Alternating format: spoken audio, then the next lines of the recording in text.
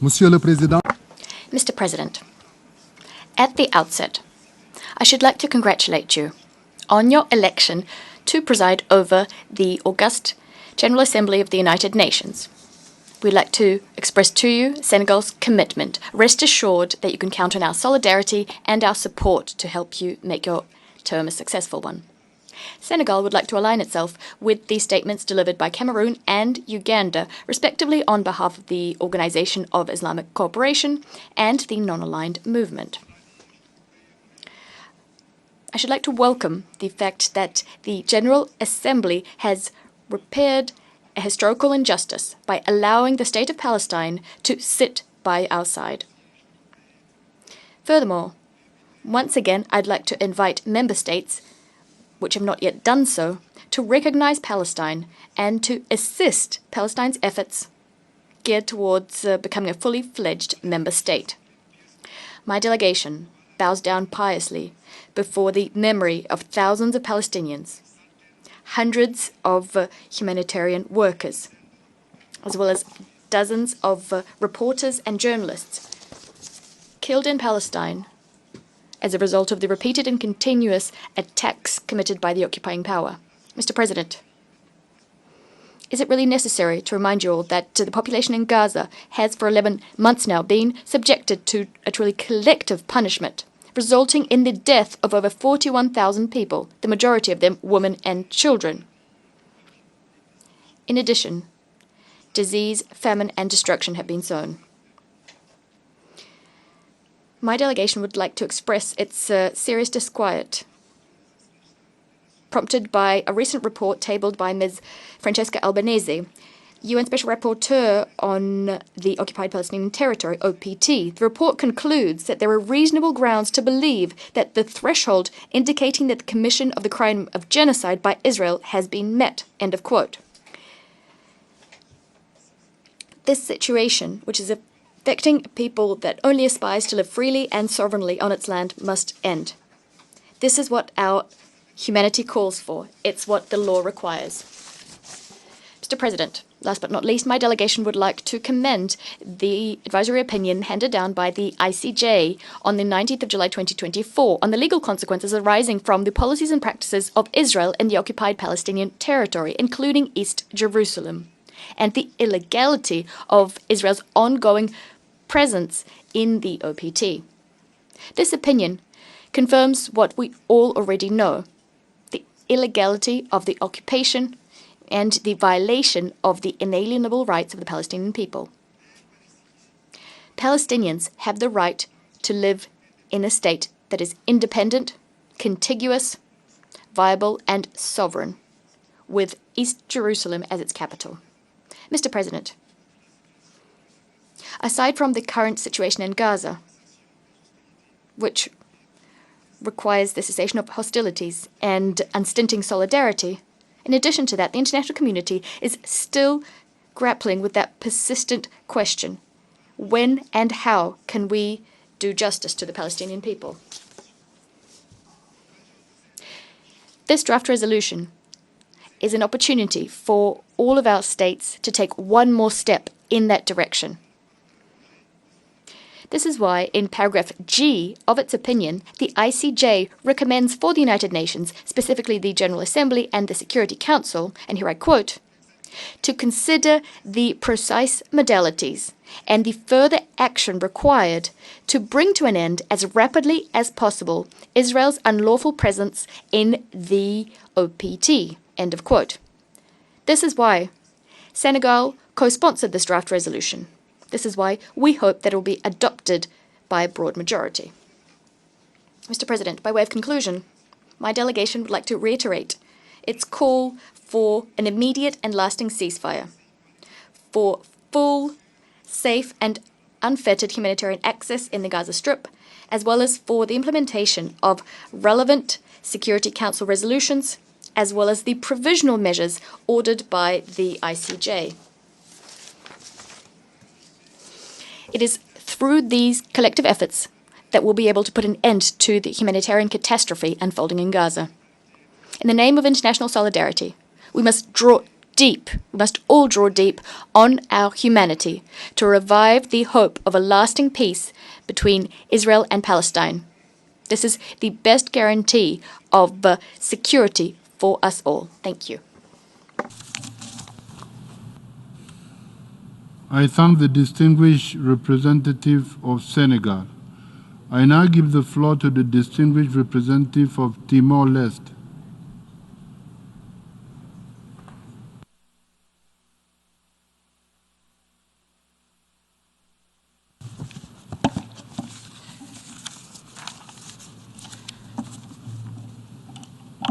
Thank you, Mr. President, for convening this emergency special session. My delegation congratulates you on your election as President of the General Assembly for its 79th session. Mr. President and Excellencies, Timor-Leste, a nation born from a long struggle for self-determination and sovereignty, remains committed to justice, peace, and the rights of all peoples. Our experience rooted in colonialism, foreign occupation, and the quest for national identity informs our perspective on the Israeli-Palestinian conflict.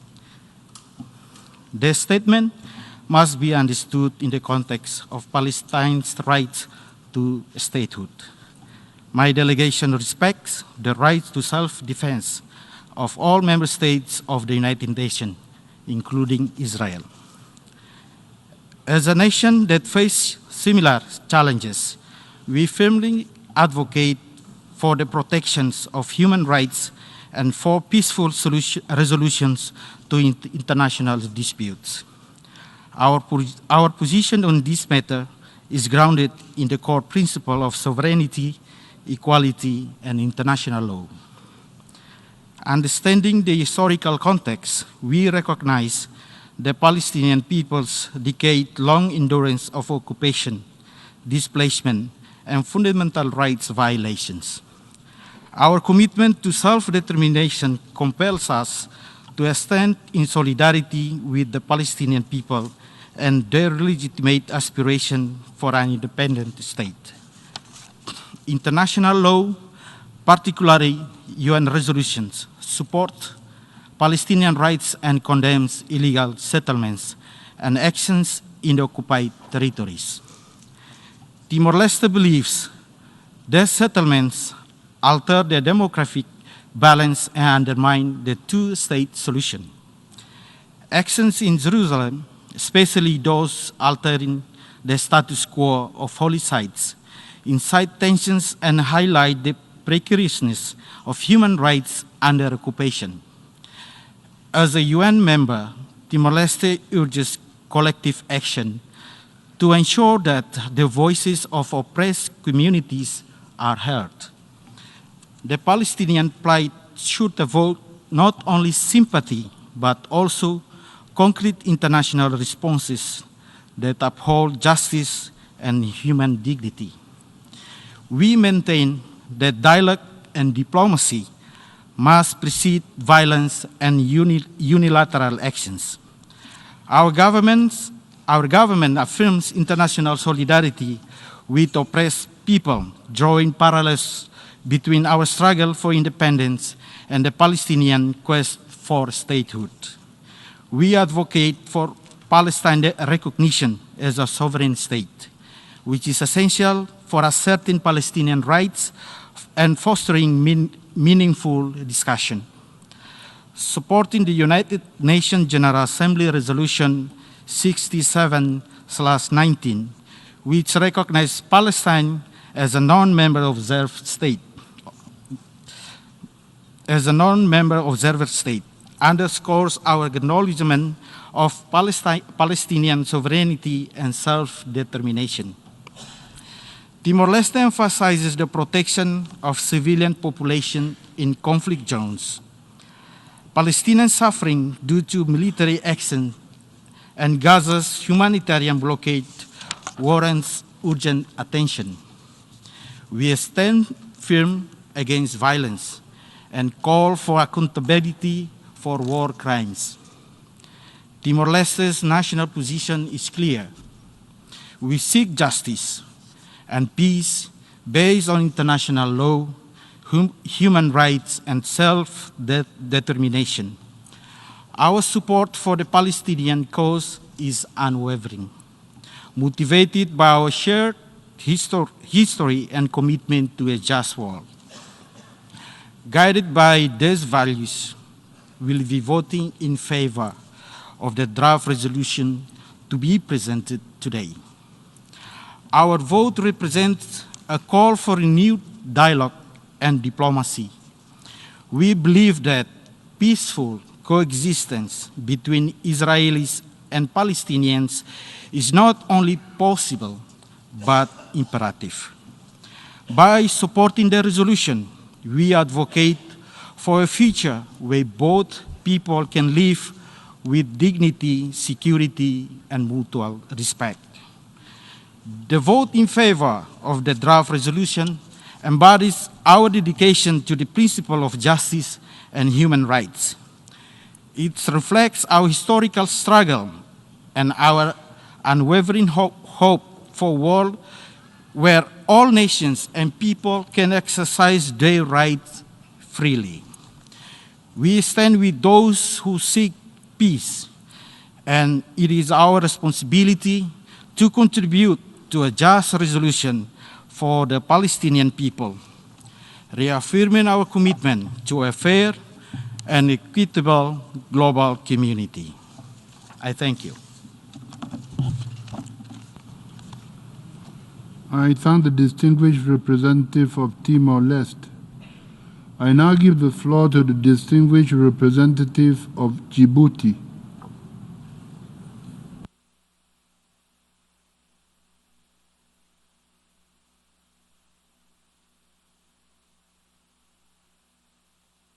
Monsieur le Président, de prime abord, je voudrais vous réitérer.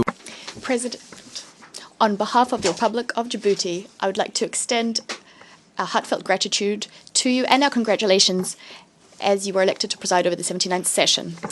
With the statements made by the OIC, the Arab Group, and the NAM. The present resolution is a test for the members of the United Nations. It tests whether we truly believe what we say when we call for respect for the rule of law. It tests whether we are truly committed to a peaceful solution to the Israel-Palestine conflict based on international law, as our prior resolutions stipulate. It tests whether we are willing to support the two-state solution with Israel and Palestine, two sovereign and independent states living side by side in peace and security. It tests whether we are sincere in declaring our commitment to the right of the Palestinian people to self-determination. If we are truly committed to these ends, all of which are reflected in numerous prior resolutions adopted by the Assembly and by the Security Council, then we must vote in favor of the current resolution and approve it by an overwhelming majority. The advisory opinion issued by the International Court of Justice constitutes an authoritative statement of international law by the world's highest and most respected authority on international law. It demands our respect and it demands our support. The resolution before us is the appropriate vehicle for our expression of that support. The text of the resolution echoes the language of the court and is entirely consistent with it. Everything in this resolution reflects the findings of the court as set forth in its advisory opinion. This opinion did not appear sua sponte. It was requested by the General Assembly in December 2022. It is the court's response to the specific questions that the General Assembly referred to it.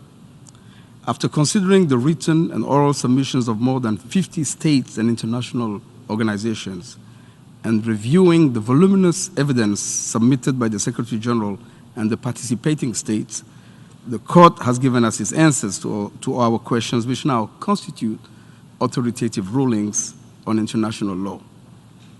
These rulings establish with the force of international law the rights of the Palestinian people, the legal obligations on the State of Israel, the legal obligations on all other states with which all states committed to the rule of law must comply, and the legal obligations on the United Nations itself.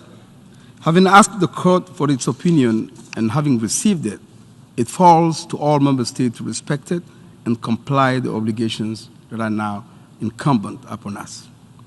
Mr. President, the Secretary General in his report of October the 25th, 2023 expressly linked the growth and expansion of Israeli settlements to the permanent acquisition of Palestinian territory.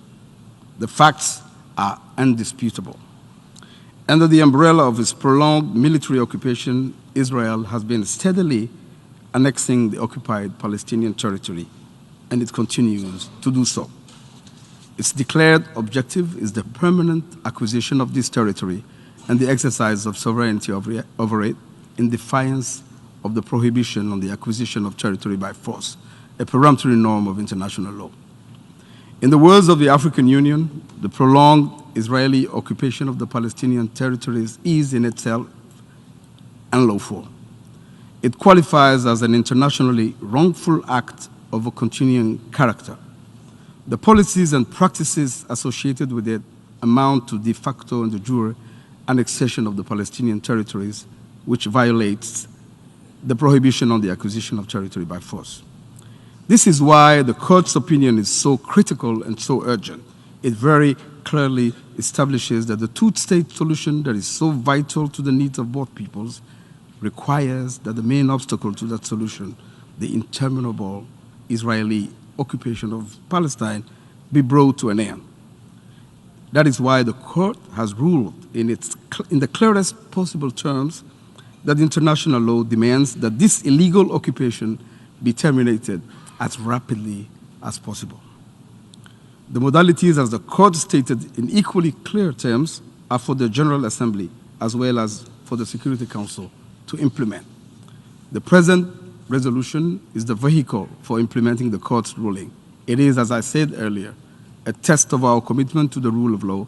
Djibouti strongly urges all member states to support it. Thank you, Mr. President. I thank the distinguished representative of Djibouti. I now give the floor to the distinguished representative of Bangladesh.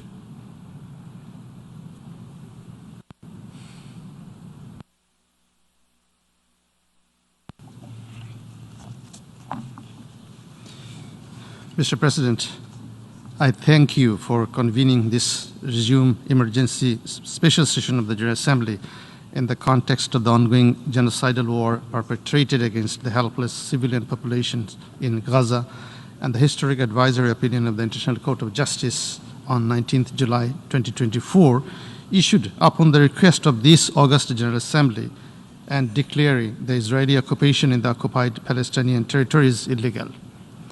Bangladesh aligns itself with the statements delivered by Cameroon and Uganda on behalf of the Organization of Islamic Cooperation and the non-aligned movement, respectively.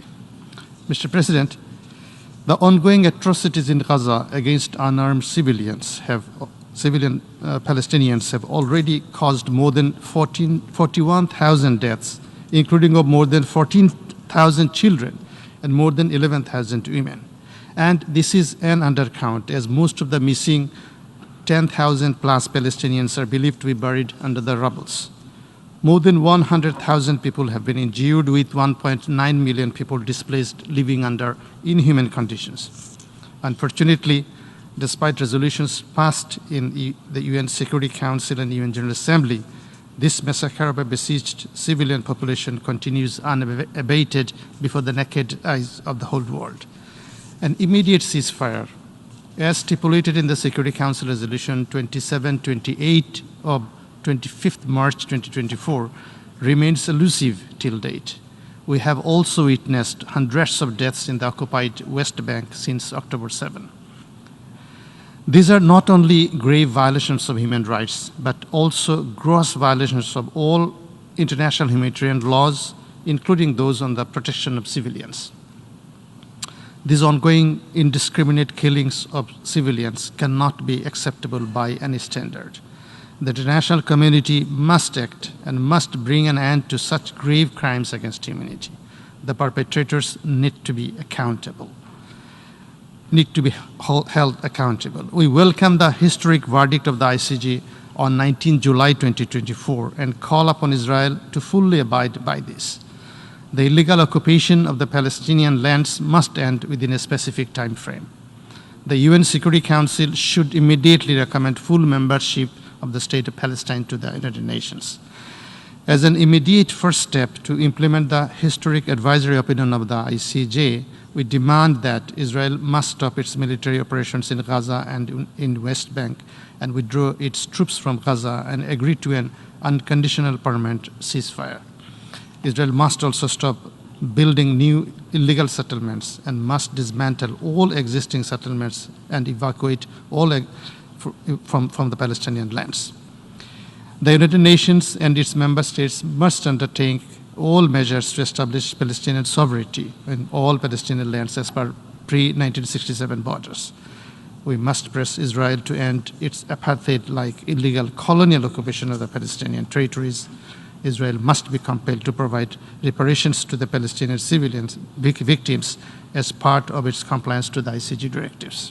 Mr. President, the advisory opinion of the ICJ is indeed an important addition in the efforts of clarifying the international legal regime's non-approval of Israel's illegal acts of occupation in the occupied Palestinian territory, in addition to numerous UN Security Council and General Assembly resolutions. We need to uphold the verdict of the ICJ and need to undertake tangible collective measures to end the more than 7-decade-old miseries of the Palestinian people. We also appreciate the indictments of the International Criminal Court related to the war in Gaza in the midst of formidable challenges. The international community needs to stand beside the ICC in this regard. We believe that for the perpetrators of mass atrocity crimes, this is important that their accountability is ensured. We hope that all segments of the UN system would cooperate in this regard. We appreciate the Secretary General's and the UN Human Rights High Commissioner's statements so far about the abysmal humanitarian and human rights situation in Gaza, and would expect that all member states would address the grave situation without any double standard. Mr. President, the draft resolution AES 10/L31 Rev 1 of this emergency special session calls for the implementation of the ICJ verdict, and the United Nations system and its member states need to undertake all necessary measures to that end. The adoption of this resolution today, in our view, would be another important step towards outlining the legal consequences of Israel if it does not agree to end its occupation. Bangladesh has co-sponsored the draft resolution, and we call upon all member states to vote in favor of the draft resolution. In conclusion, Mr. President, while we are discussing watershed outcome documents like the Pact of the Future, Declaration for the Future Generation, and Global Digital Compact, which are to be adopted in this month, this is regrettable that the international community is still watching such mass atrocities to continue in Gaza in particular, and such illegal repressive occupation of Palestinian lands in general. This cannot continue any longer. Therefore, we demand actions so that our Palestinian brothers and sisters get rid of the scourge of occupation and atrocities soon and can be able to live peacefully as an independent nation. I thank you, Mr. President. I thank the distinguished representative of Bangladesh. I now give the floor to the distinguished representative of the United Republic of Tanzania.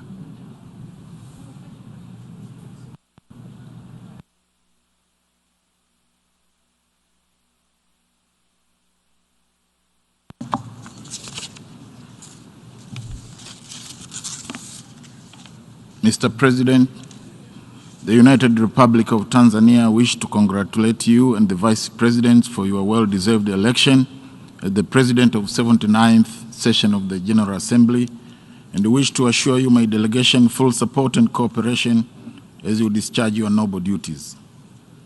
My delegation associates itself with the statement delivered by the non-aligned movement. However, we wish to complement it with the following remarks. Mr. President, as we gathered here today to decide on the legality of the Israel occupation of Palestinian territory. The entire territory of the Gaza Strip is under full military control of Israel Defense Force. Situation in Palestine is worsening, whereby the number of civilian deaths and injuries are drastically increasing. Gaza is on the dire of humanitarian situation. Destruction of housing and key infrastructure is critical, and humanitarian access remains severely constrained. According to the Senior Humanitarian and Reconstruction Coordinator for Gaza, Sigrid Kaag, the number of injured is now 93,000, which is among the highest in the recent time, and the death toll since October 2023 has risen to more than 41,000. Under the situation, there is a justification and urgent need for a General Assembly and Security Council to make a necessary intervention to stop further human suffering in the Palestinian territory. It is in the long-standing position of the United Republic of Tanzania to oppose any form of colonialism or act of one state illegally occupy another country's territory. For this reason, we categorically oppose illegal Israel actions in the occupied East Jerusalem and the rest of the occupied Palestinian territory. In addition, Tanzania supports the advisory opinion of the International Court of Justice, ICJ, on the legal consequences arising from the policies and practice of Israel in the occupied Palestinian territory, including East Jerusalem. Furthermore, my delegation will vote in favor of draft resolution advisory, I quote, advisory opinion of the International Court of Justice on the legal consequences arising from Israel policies and practices in the occupied Palestinian territory, including East Jerusalem, and from the illegality of Israel's continued presence in the occupied Palestinian territory submitted by the State of Palestine. Mr. President, in conclusion, Tanzania reiterates its historical and principal commitment to the realization of the ultimate goal of two-state solution, with Israel and Palestine living peaceful side by side. Let us work together to achieve a lasting peace in the Middle East, where all nations and people can live in dignity and freedom, so that the whole world can enjoy peace and tranquility. I thank you, Mr. President. I thank the distinguished representative of the United Republic of Tanzania. I now give the floor to the distinguished representatives of Maldives.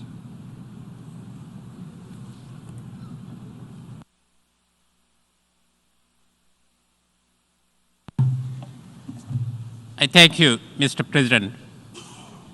Mr. President, I thank for resuming the 10th emergency special session at a defining moment for international law. The International Court of Justice has spoken clearly. Israel's actions constitute a violation of international law. Now it is our responsibility to respond with decisive actions. The suffering of the Palestinian people did not begin last year. It did not begin with the building of the wall. It did not begin with the events of October 7th. For nearly 8 decades, the Palestinian people have endured the harsh realities of occupation, apartheid, and oppression. Mr. President, during the proceedings of the case with the ICJ, the Maldives had submitted both written and oral statements in support of Palestine. That is because we stand on the side of justice, and we stand for upholding the rule of law. The resolution before us today is simple and direct. It calls for Israel to withdraw its forces from the occupied Palestinian territories. It demands an end to Israel's illegal policies and practices. But it is not just a call to Israel. It is a call to all of us. It demands that member states act. We must not turn a blind eye to those violations. It is time that the United Nations imposes sanctions, including an arms embargo on Israel. This is not a symbolic gesture. It is an important step to prevent further violations and hold Israel accountable. The world should not and cannot legitimize Israel's unlawful occupation. No law-abiding nation should. We must also stop any form of aid that supports or sustains the occupation. This is not a matter of political preference. It is an obligation under international law. If we fail to act, we undermine the very principles of justice, equality upon which this institution is built. The credibility of the UN and the rule of law are at stake. This is why the Maldives fully supports the call for reparations from Israel. The damage inflicted on Palestine must be acknowledged and the harms must be recorded. Reparations are not just about financial compensation, they are about justice. They recognize the long-standing suffering endured by the Palestinian people and the need for accountability. Mr. President, the starting point for an enduring solution to the Middle East must be granting of full membership of the United Nations to the state of Palestine. This is not only a fundamental element of a lasting solution, it is also a moral imperative.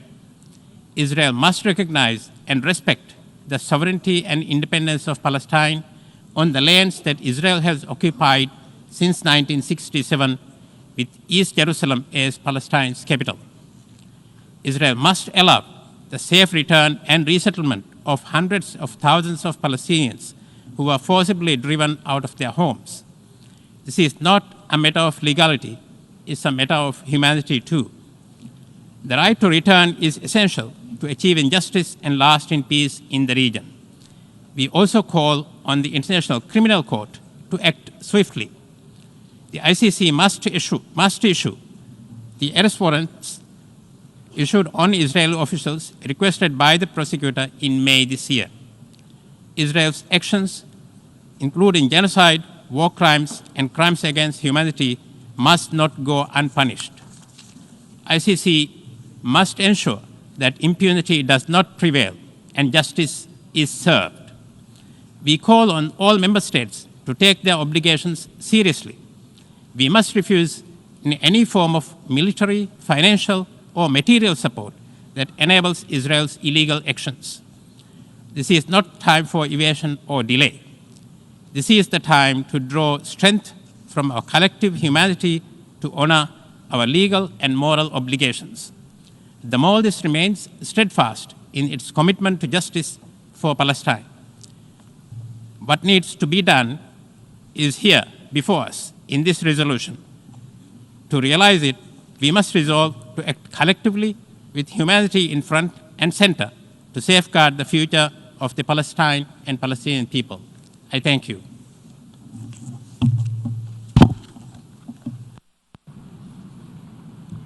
I thank the distinguished representative of Maldives. I now give the floor to the distinguished representative of Spain.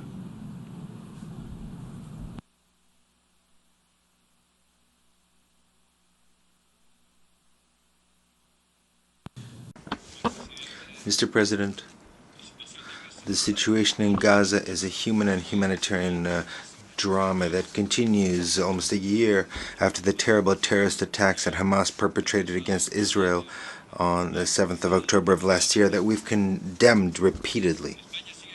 Spain continues to demand an agreement for an immediate ceasefire that allows for the massive, unhindered entry of humanitarian assistance to Gaza, the immediate release of all Israeli hostages in line with the resolutions of the Security Council. We support the work, the mediation efforts of the United States, Qatar, and Egypt, and urge the parties to end violence. We condemn the recent attacks against humanitarian workers in Gaza, including an attack against the UNRWA school in Nusayrat last week, and we recall the obligation established under international humanitarian law to protect humanitarian workers. the provisional measures demanded by the International Court of Justice continue to be without having been implemented. Since the 10th of September, the Observer Mission of Palestine occupies a seat in alphabetical order corresponding to it in this room, which is more than a symbolic step because it means a step forward toward the goal of fully fledged membership that Spain supported in voting this General Assembly last May, on the 10th of May.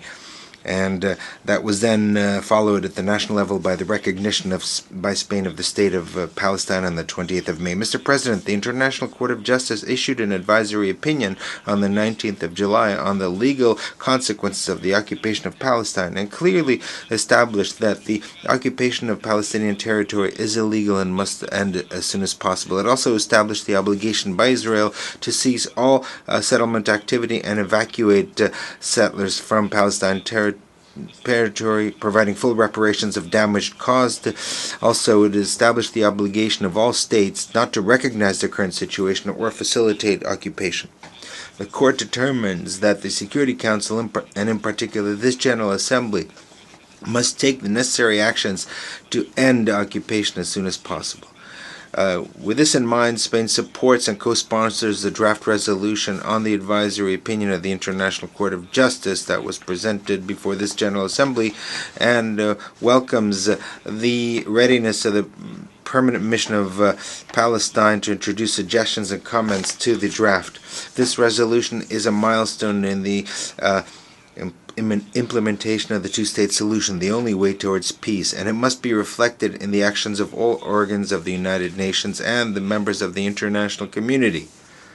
This is a resolution that shows our commitment to peace, international security, but it also our firm defense of the international order and our consistent position in demanding the end of the use of force in relations among members of the international community. Thank you very much. I thank the distinguished representative of Spain. I now give the floor to the distinguished representative of Sierra Leone.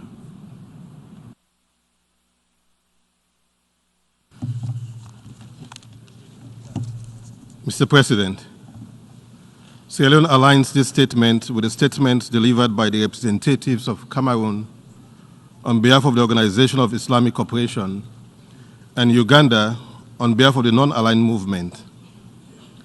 Sierra Leone further thanks the State of Palestine for the historic introduction of Draft Resolution A/ES 10L.3 Rev 1 and states without equivocation that we will support and will vote in favor of the resolution. And this is why. By Resolution A/77/247, adopted on 30th December 2022, the General Assembly requested an advisory opinion from the International Court of Justice, pursuant to Article 65 of the Statute of the Court, on the questions regarding, and I quote, the legal consequences arising from the ongoing violation by Israel of the right of Palestinian people to self-determination, from its prolonged occupation, settlement, and annexation of the Palestinian territory occupied since 1967, and how do the policies and practices of Israel referred to affect the legal status of the occupation, and what are the legal consequences that arises from all states, for all states and the United Nations, end of quote.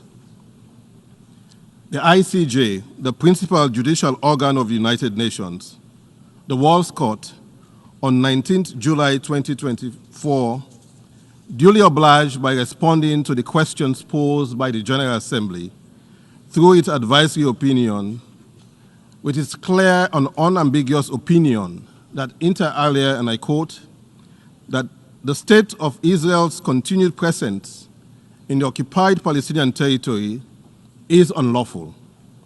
The state of Israel is under an obligation to bring to an end its unlawful presence in the occupied Palestinian territory as rapidly as possible. That the state of Israel is under an obligation to cease immediately all new settlement activities and to evacuate all settlers from the occupied Palestinian territory, that the State of Israel has the obligation to make reparation for damage caused to all the natural or legal persons concerned in the occupied Palestinian territory. End of quote. Mr. President, the ICJ, in its legal and moral clarity, proceeded to outline the obligations of all states with respect to its opinion, to the effect that, and I quote, all states are under an obligation not to recognize as legal the situation arising from the unlawful presence of the State of Israel in the occupied Palestinian territory, and not to render aid or assistance in maintaining the situation created by the continued presence of the State of Israel in the occupied Palestinian territory. End of quote. Further, the court opined that international organizations, including the United Nations, are under an obligation not to recognize as legal the situation arising from the unlawful presence of the State of Israel in the occupied Palestinian territory. And finally, the International Court of Justice called on the United Nations, and especially the General Assembly, which requested this opinion, and the Security Council, to consider the precise modalities and further action required to bring to an end as rapidly as possible the unlawful presence of the State of Israel in the occupied Palestinian territory. In welcoming the advisory opinion of the ICJ, Sierra Leone is of the view that the ask by the court on the General Assembly is, as referred to consider the precise modalities and further action required to rapidly end the unlawful presence of Israel in occupied Palestine. The draft resolution which has been put for our consideration contains such precise modalities to give effect to the advisory opinion. Sierra Leone accepts the view that advisory opinions of the ICJ in and of themselves are not binding. However, we, the General Assembly, can give effect to the opinions of the court.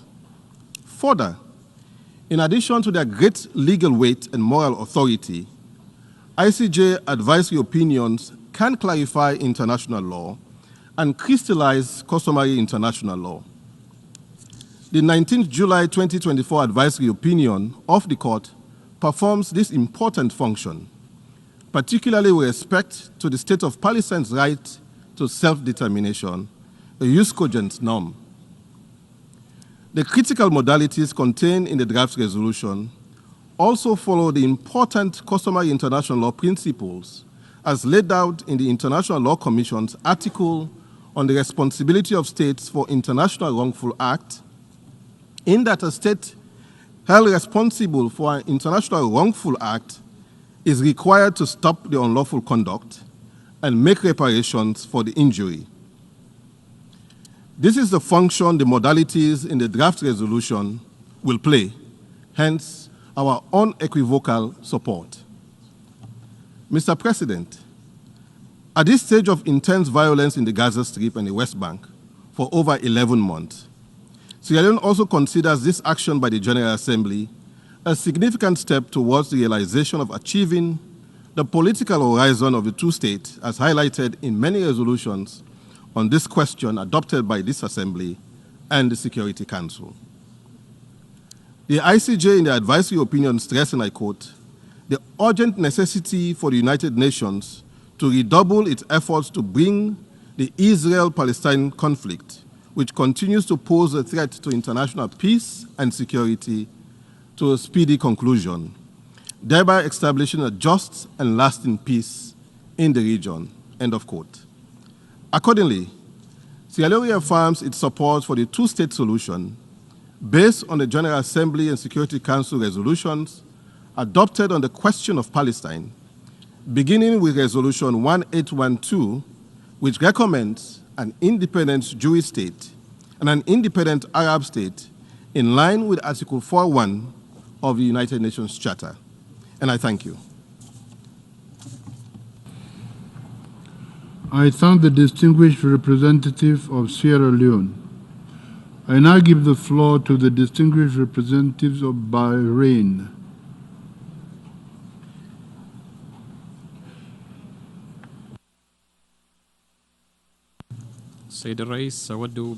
Mr. President, at the outset, I congratulate you on assuming the presidency of the 79th session of the General Assembly of the United Nations, and we thank you for resuming the work of the 10th Emergency Special Session to follow up on the advisory opinion of the ICJ on the legal consequences arising from Israel's policies and practices in the occupied Palestinian territory, including East Jerusalem, based on the request from the General Assembly. My country aligns itself with the statements delivered by the Syrian Arab Republic on behalf of the Arab Group, Cameroon on behalf of the OIC, and Uganda on behalf of the non-aligned movement. Mr. President, Bahrain welcomed the advisory opinion of the ICJ, and we participated in, and we have co-sponsored the draft resolution that we will vote on soon. Given how important this draft resolution is to make sure that the rights of the Palestinian people are respected, that they can establish their own independent state with East Jerusalem as its capital according to the resolutions of international legitimacy. As the war continues against the Gaza Strip, it has been over a year almost. The Kingdom of Bahrain calls on the international community to carry out its responsibility to reach a ceasefire to protect civilians and to facilitate the delivery of humanitarian assistance to the residents of the Strip. The Kingdom of Bahrain also reaffirms what was mentioned by the Arab Summit that was held in Bahrain last May, and it was chaired by His Majesty the King of Bahrain, and we adopted the initiative for an international conference held under the auspices of the United Nations to settle the Palestinian question, to end the occupation of Israel of all occupied Arab territories, and to establish a Palestinian state that is independent and viable. In conclusion, the Kingdom of Bahrain would like to reaffirm its position of supporting all international efforts to give precedence to dialogue to end the war in Gaza, and we call on the international community to shoulder its responsibility to support the rights of the Palestinian people and to support the efforts to reach a lasting and just peace, to strengthen security and stability in the region for the benefit of all the nations in the region. I thank you, Mr. President. I thank the distinguished representative of Bahrain. In light of the decision taken by the General Assembly yesterday to suspend the debate on agenda item this morning, the Assembly shall now proceed to consider draft resolution A/ES10/L31 Revision 1. I give the floor to the representative of the Secretariat. Thank you, Mr. President. The present oral statement is made in the context of Rule 153 of the Rules of Procedure of the General Assembly. The present statement has also been distributed to member states.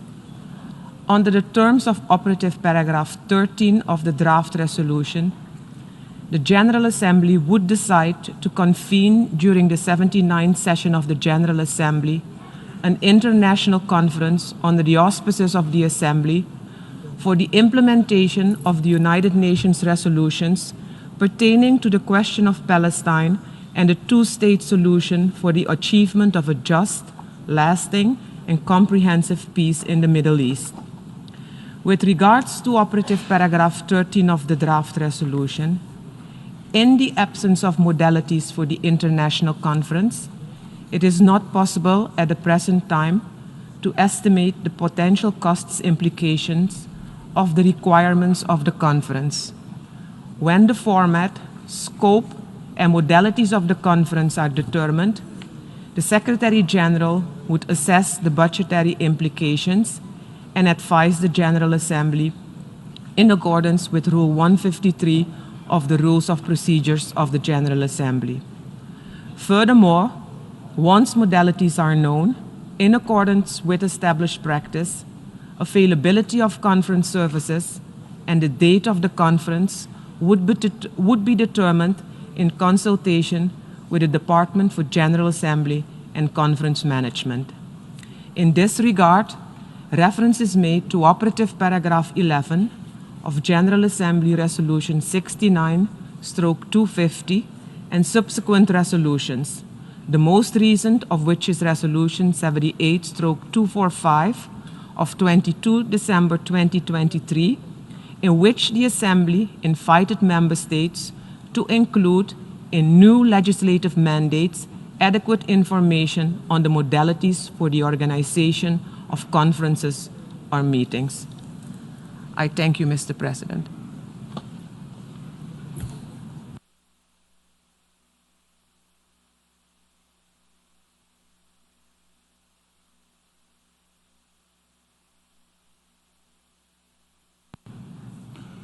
I thank the representative of the Secretariat.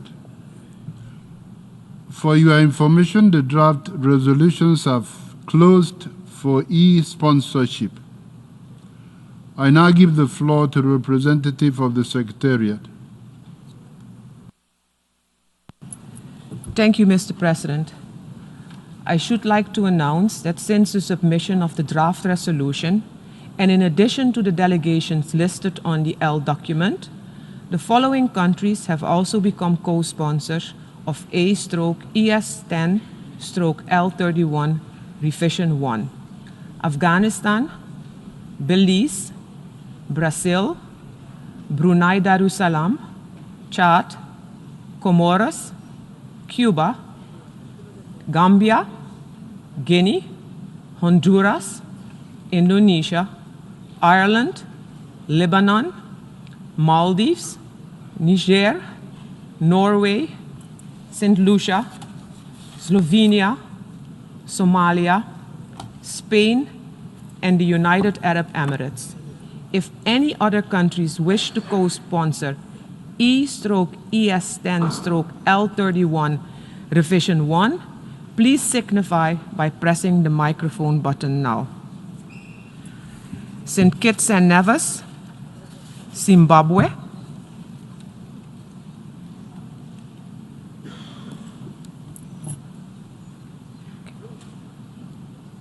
That's it, Mr. President. Thank you.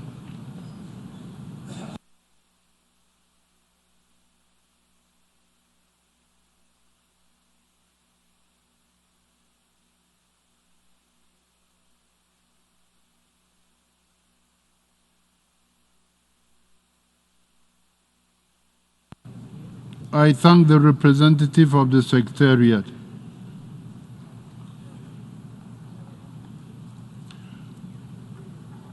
Before giving the floor for explanations of vote before the vote, may I remind delegations that explanations of vote are limited to 10 minutes and should be made by delegations from their seats. I now give the floor to St. Vincent and the Grenadines. Thank you, Mr. President. The conflict in the Gaza Strip continues not only to test the most fundamental principles of international law, but also the moral conscience of the international community. The situation is catastrophic, with the Gaza Strip having devolved into a site of carnage. According to UNRWA, as of September 13, at least 1.9 million people across the Gaza Strip are internally displaced, with OCHA reporting that between 7th October 2023 and 9th September 2024, at least 41,020 Palestinians were killed and 94,925 injured. Let us be clear. This dire situation is inextricably linked to illegal occupation, dispossession, and harsh settler colonialism, which gradually eroded the internationally established borders. The recent advisory opinion by the International Court of Justice is unambiguous. Israel's continued presence in the occupied Palestinian territory is unlawful and must be brought to an end as rapidly as possible. This conclusion is in line with the many General Assembly resolutions that have been adopted. It is also in accordance with the unambiguous statements made in this hallowed hall by an overwhelming majority of member states, which have not wavered in their support of the rights of the Palestinian people, including the right of self-determination, and which the ICJ has recognized as preemptory norm of international law. It is this international law that operates as the public policy fabric in our civilized society, and it is our responsibility to ensure that any attempt to flout these principles are not done with impunity. When international law is applied uniformly, it safeguards a framework of justice, accountability, and predictability. It is in our collective interest to ensure its strict application, as its erosion enables the atrocities that we are currently witnessing in the Gaza Strip today.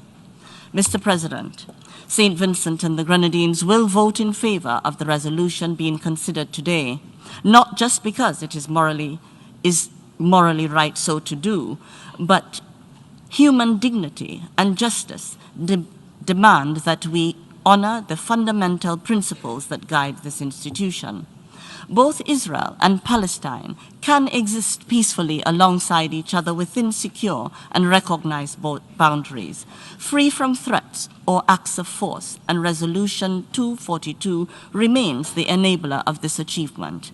Both nations deserve this peaceful coexistence. However, we underscore that this right to peace and security does not grant a license for the illegal occupation and suppression of the rights of the Palestinian people, which have been clearly established under international law.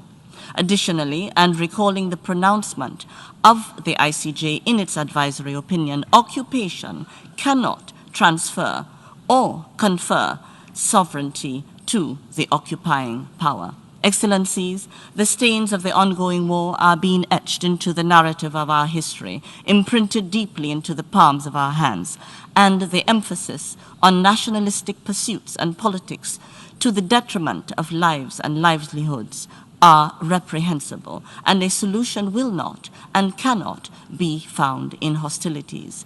The only viable way forward is one achieved through dialogue and peaceful means. The international community, particularly those with influence, are under an obligation to work constructively towards facilitating an end to the hostilities that would enable an environment conducive to achieving a long-term solution. Naturally, this would mean supporting this resolution to give effect to the advisory opinion of the ICJ. As responsible actors, we must rise to the occasion and prioritize the greater good of humanity and future generations. I thank you.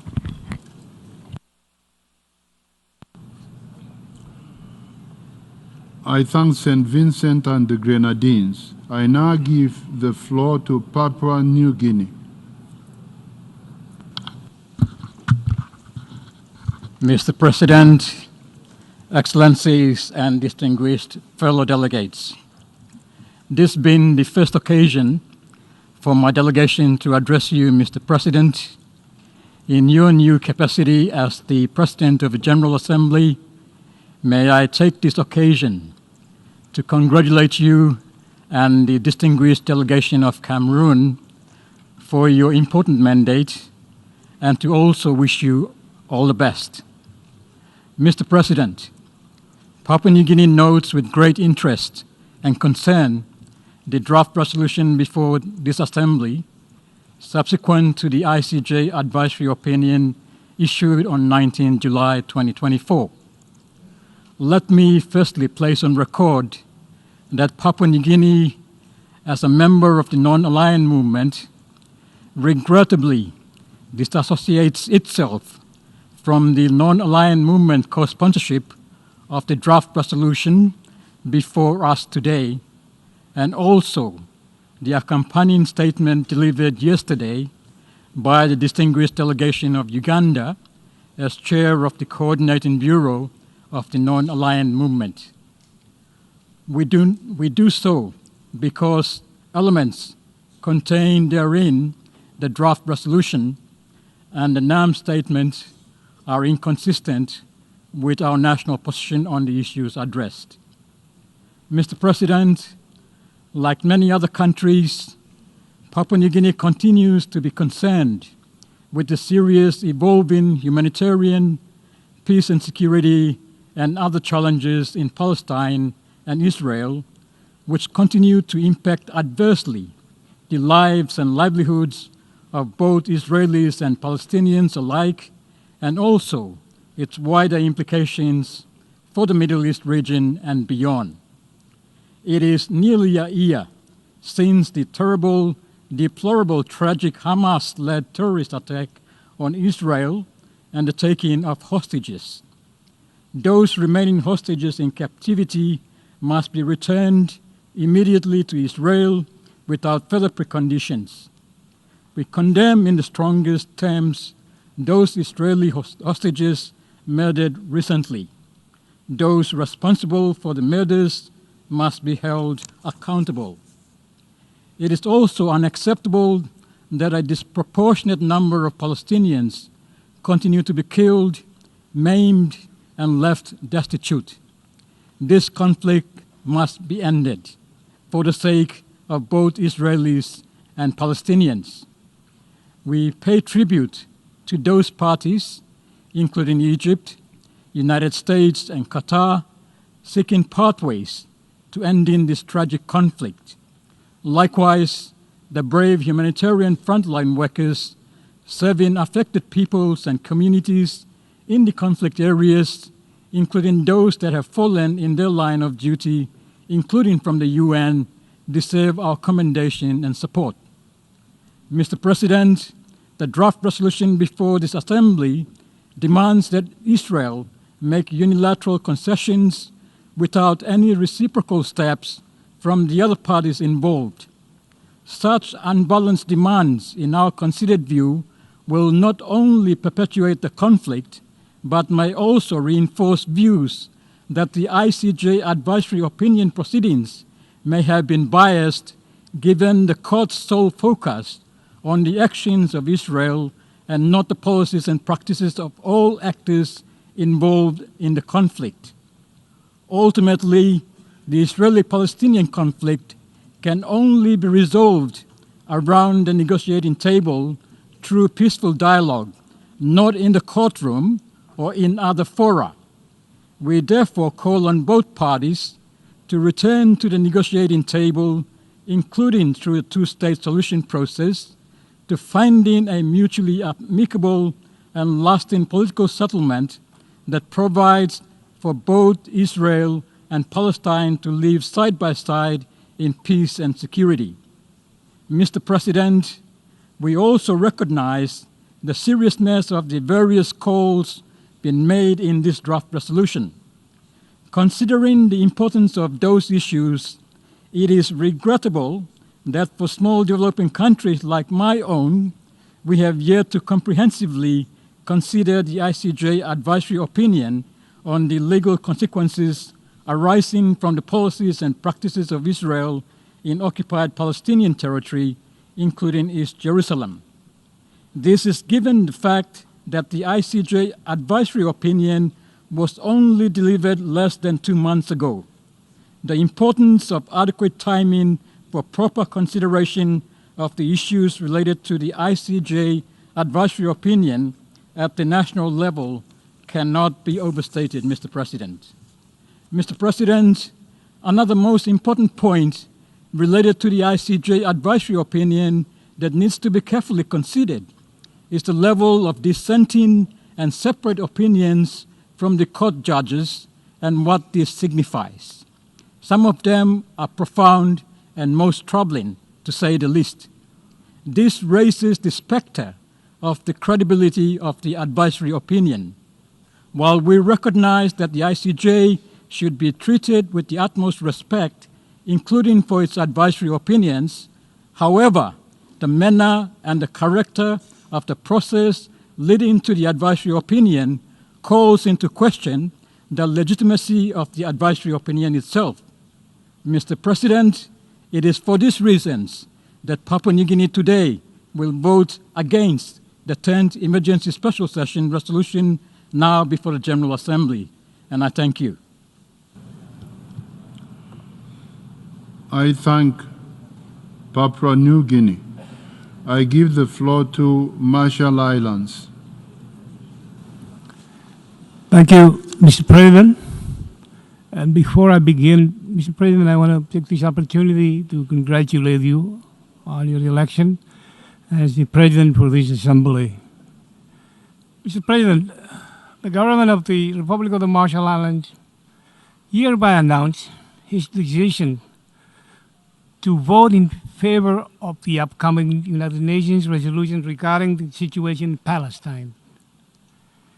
This decision has been reached after careful consideration and reflects our deep commitment to human rights values and international law. And as a nation that has experienced the profound impacts of global conflicts, we cannot remain silent in the face of the oncoming sufferings of the Palestinian people. Our vote is a testament to our conscience and our belief in the fundamental human rights and dignity of all people. The key points underlining our decision are based on the following. One, humanitarian concerns. We are deeply troubled by the reports of civilian casualties and the deteriorating living conditions in Palestinian territories. As a global community, we have a moral obligation to address this humanitarian crisis. Number two, commitments to international law. Our support for this resolution aligns with our unwavering respect for international law and the advisory opinions of the International Court of Justice. Advisory number three, advocacy for peaceful resolution. Mr. President, we believe this resolution is a step towards encouraging a peaceful, negotiated settlement of the long-standing conflict, which is crucial for regional and global stability. Number four, Mr. President, our support for self-determination. As a small island nation that values its sovereignty, we stand in solidarity with the Palestinian people's right to self-determination. Number five, finally, Mr. President, call for international action. Our vote is a call to the international community to increase efforts in providing humanitarian aid and supporting peace initiatives in the region. The Marshall Islands reaffirmed its commitment to a two-state solution and urges all parties involved to engage in meaningful dialogue to achieve lasting peace. We believe that our support for this resolution is consistent with our values and our visions for a more just and peaceful world. I thank you. I thank Marshall Islands. We have heard the last speaker in explanation of vote before the vote. Before proceeding further, I wish to address the question concerning the majority required for the adoption of the draft resolution. In light of Article 18, paragraphs 2 and 3 of the Charter of the United Nations, is there any objection to taking action on draft resolution A/ES10/L31, revision 1, by a 2/3 majority of the members present and voting? I see no objection. The two-thirds majority of members present and voting is therefore required for the adoption of draft resolution A/ES10/L31/revision 1. The Assembly will now take a decision on draft resolution A/ES10/L31/revision 1 entitled, and I quote, Advisory Opinion of the International Court of Justice on the legal consequences arising from Israel's policies and practices in the occupied Palestinian territory, including East Jerusalem, and from the illegality of Israel's continued presence in the occupied Palestinian territory.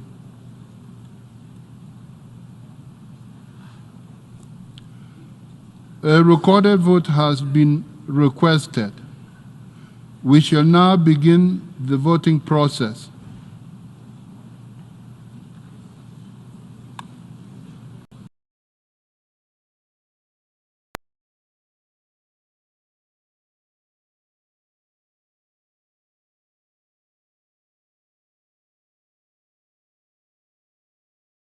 Resolution 1, please signify. Those against, abstention.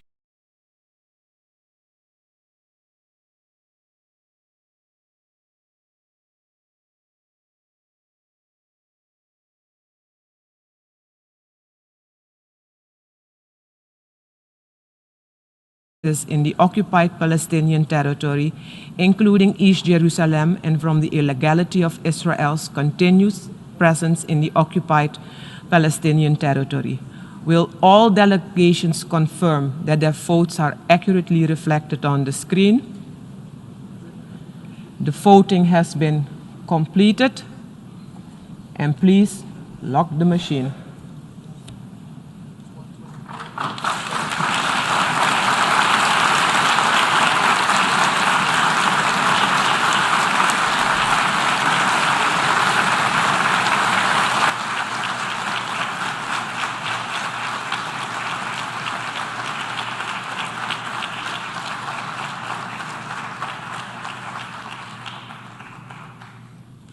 The result of the vote is as follows. In favor, 124. Against, 14. Abstentions, 43.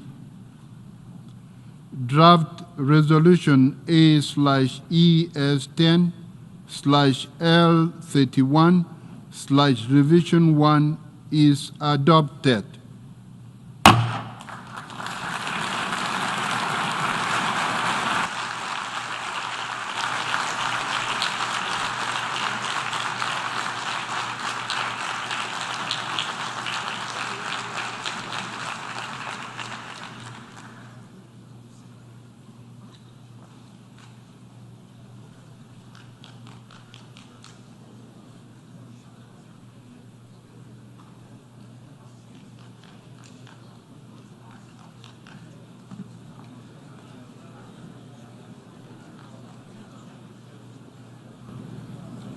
Before giving the floor for explanations of vote after the vote, may I remind delegations that explanations of vote are limited to 10 minutes and should be made by delegations from their seats.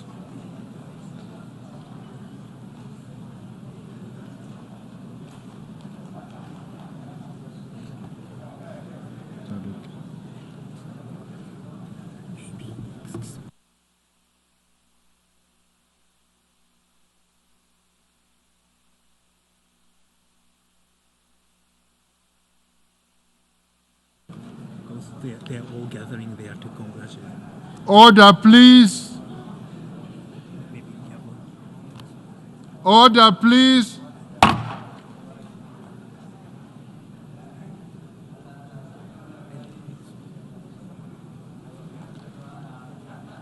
I give the floor to New Zealand.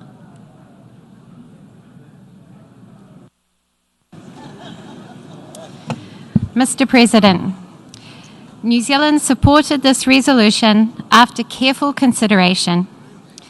We did so because we support a two-state solution and because we support international law. The Israel-Palestinian conflict has gone on for far too long. The suffering it has led to on both sides is immense. Its broader destabilizing impact on the region is profound. The effects are felt as far away as New Zealand. The only way to end the conflict is the two-state solution. Both sides need to return to negotiations to achieve this. This resolution, though not perfect, sets the international community's expectations that both parties must move towards a negotiated settlement. We hope the passage of this resolution will provide impetus to the parties to re-engage in negotiations. The 12-month timeframe set out in the resolution for Israeli withdrawal from the occupied Palestinian territory is frankly unrealistic. A two-state solution needs to be the product of negotiations. Aspirations need to be tempered by realism, given the complexities to be addressed. However, in the next 12 months, we expect Israel to take meaningful steps towards compliance with international law, particularly through the withdrawal from the occupied Palestinian territory.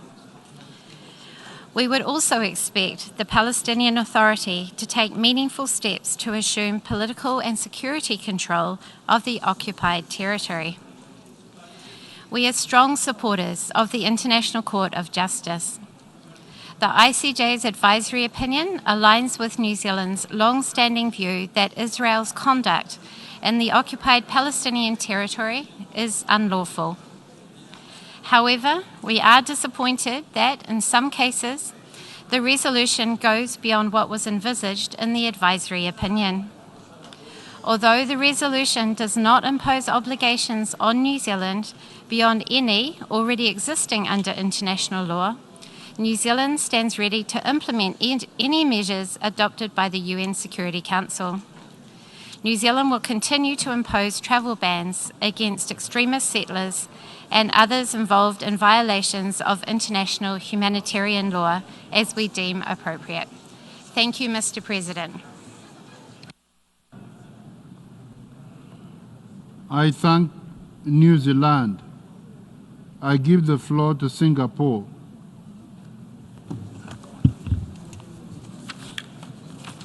Thank you very much, Mr. President. I'm taking the floor to explain my delegation's vote on the resolution we have just adopted. Singapore has always attached the greatest importance to international law and the principles of the UN Charter.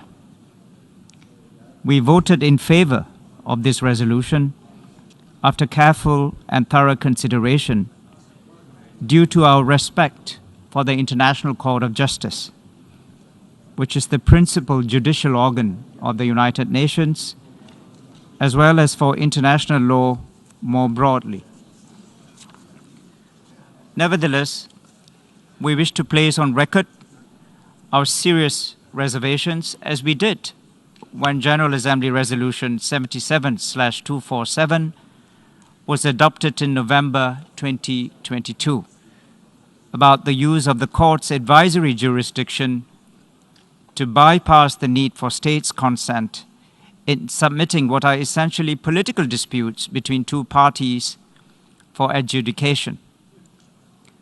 This approach sets an unsettling precedent with wider implications that warrant further examination. We do not consider it appropriate to involve the court in such disputes in this way. Mr. President, we have serious reservations about the resolution's call for measures that have not been negotiated by the Israelis and Palestinians. the parties directly involved in the conflict. We are concerned that this will further harden positions on both sides and make the prospects of a political solution even more remote. Both Israelis and Palestinians have legitimate security needs that must be taken into consideration in order to break the cycle of violence. Our long-standing view remains that the Israeli-Palestinian conflict can only be resolved through direct negotiations between both sides so as to achieve a comprehensive, just, and durable solution. In this connection, Singapore does not endorse the overreaching scope of the modalities and actions prescribed by the resolution for states, particularly, but not limited to, those enumerated in operative paragraphs 4 and 5. They include measures that go beyond not just the advisory opinion, but also our current obligations under international law, and will have far-reaching consequences on the prospects of the peace process. As nearly a year has passed since the attack of 7 October by Hamas on Israel, our priority now must be to redouble efforts to implement UN Security Council resolutions on the situation in Gaza and work towards a ceasefire. The 7 October attack by Hamas on Israel was a terrorist attack. And Israel, like every country, has a right to defend itself in accordance with international law. Today, 101 hostages still remain in Gaza, and Singapore continues to call for their safe, unconditional, and immediate release. At the same time, in exercising its right of defense, Israel must comply fully with international law, including international humanitarian law and the rules governing the conduct of war. In our view, the Israeli military response has gone too far. In addition, Singapore's consistent view on Israeli settlements is that they are illegal under international law, and they make it much harder to arrive at a two-state solution. Both sides must find the resolve to remove obstacles to peace and work towards a negotiated two-state solution in accordance with the relevant UN Security Council resolutions.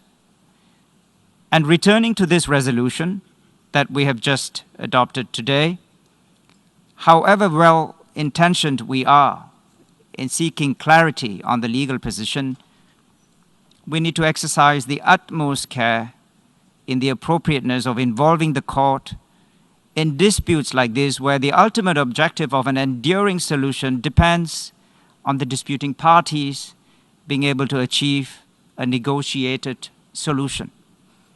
In Singapore's view, that should surely be the goal of all members of this august assembly. I thank you very much for your attention. I thank Singapore, and I give the floor to Czechia.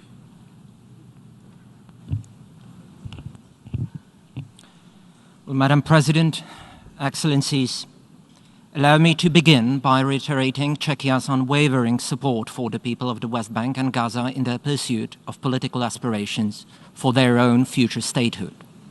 My country also stands ready to support any meaningful efforts to end violence in the region. However, for these efforts to succeed, they must be the result of direct negotiations between Israel and the Palestinians, as this offers the only viable path to lasting security and peace for all. Given the current circumstances on the ground, we believe that this resolution is not a step in the right direction, as it risks potentially sowing further divisions and hindering peace talks in an already fragile conflict situation. Furthermore, The adopted resolution fails to address the immense security challenges Israel faces, including Hamas's use of the Gaza Strip as a launching pad for its rampage of killing of Israelis, while systematically using the Palestinian civilians as human shields. Allow me to take this opportunity to reiterate our call for the immediate release of all the hostages brutally abducted on the 7th of October. It is with great concern that I must note that this General Assembly has once again failed to acknowledge this issue with today's vote. Madam President, Czechia fully respects the role and independence of the International Court of Justice. However, we regret that due to the unilaterally formulated questions posed by the Resolution 247 from December 2022, the court advisory opinion in question could not pay enough attention to Israel's legitimate security interests and its right to self-defense. And the resolution before us today goes even further and interprets the opinion expressed by the court in an entirely one-sided way. Madam President, colleagues, it is of utmost importance to reestablish a political horizon towards a two-state solution. A negotiated agreement remains the only way forward to guarantee security, political stability, and democratic development for both Israel and Palestine. We also encourage the region to embark on a path of cooperation, including through the Abraham Accords, to foster a better future in the Middle East. Rather than introducing new initiatives here in New York, we need to see positive developments in the region.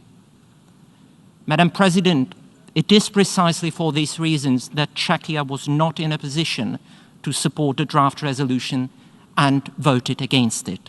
I thank you. I thank Czechia, and I give the floor to Greece.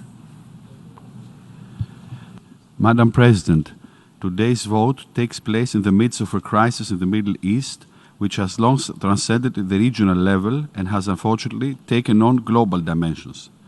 Dramatic developments on the ground over the last year have created an acute sense of urgency for addressing the situation in all its aspects. The horrendous terrorist attacks committed by Hamas on October 7th and the continued holding of hostages in Gaza are underlying in no uncertain terms the absolute necessity that Israel's legitimate security needs have to be addressed, respected, and safeguarded. In any case, Israel has the right to its security and self-defense. The present resolutions does not make any reference to the need to conduct direct negotiation between the parties to work towards a two-state solution, which has been the consistent position of the international community for decades. Yet Greece decided to vote in favor of the resolution. This decision is based on Greece's unwavering support of international law and the institutions that embodies it, the International Court of Justice. It is our principled belief that the work of the International Court of Justice should be protected even in case of disagreement. International law and the rule of law lie in the heart of the Charter of the United Nations and serve as a shield against all forms of violations. Madam President, lastly, allow me to reiterate our sincere desire to promote, also through our principled stance today, a political process towards a two-state solution.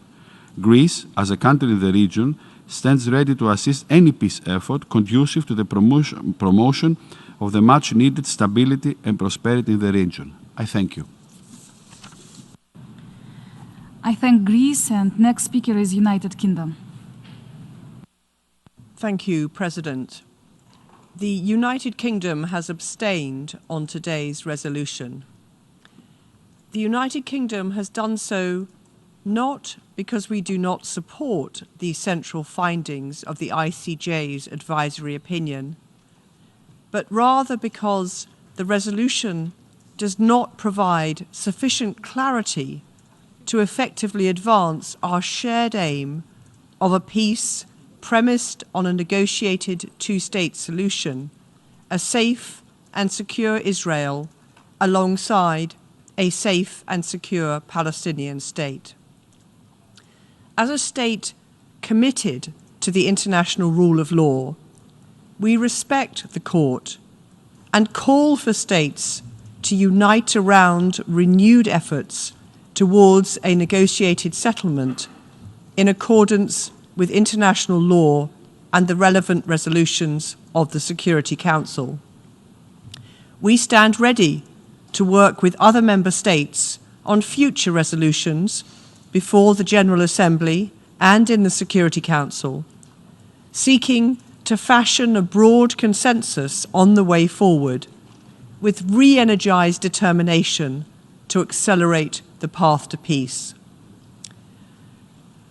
While our abstention reflects our unwavering determination to focus on efforts to bring about a peaceful and negotiated two-state solution, the United Kingdom aims, by this statement, to indicate our clear view that Israel should bring an end to its presence in the occupied Palestinian territories as rapidly as possible, and every effort must be made to create the conditions for negotiations which provide for a sovereign, viable, and free Palestine alongside a safe, secure, and free Israel, recognizing the security concerns and right to self-defense of each one.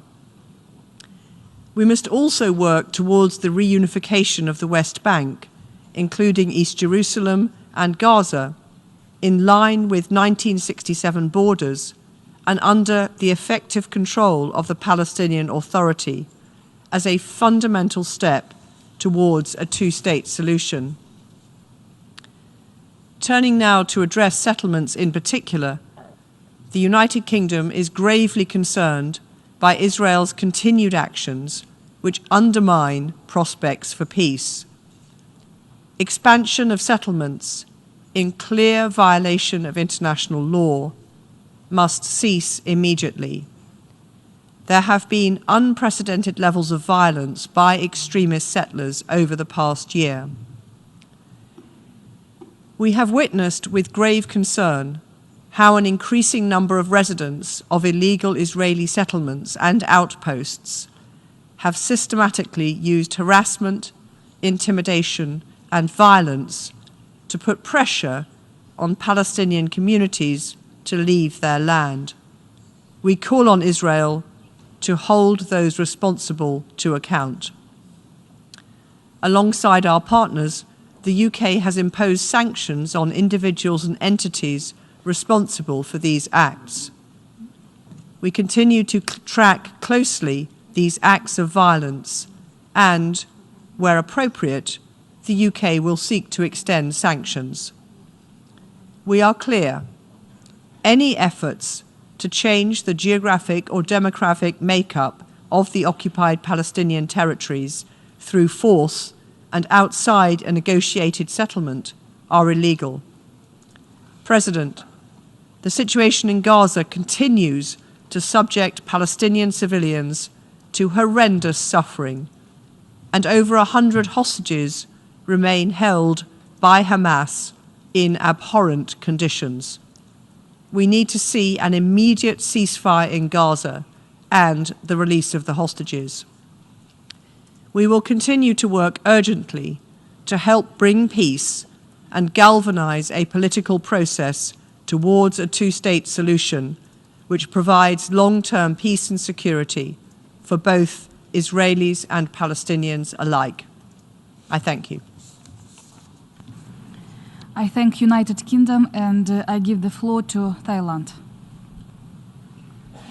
Madam President, Thailand reiterates our firm respect to international law and our adherence to the purpose and principle enshrined in the UN Charter, in particular, respect for sovereignty, territorial integrity, and the non-use of forces against states.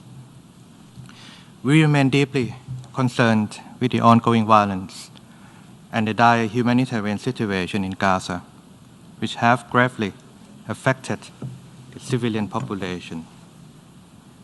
We continue to urge all parties concerned to immediately cease fire and terminate all acts of hostilities, protect civilians and civilian infrastructure, comply with international humanitarian law, and implement relevant UN Security Council resolutions to alleviate the catastrophic humanitarian crisis in Gaza.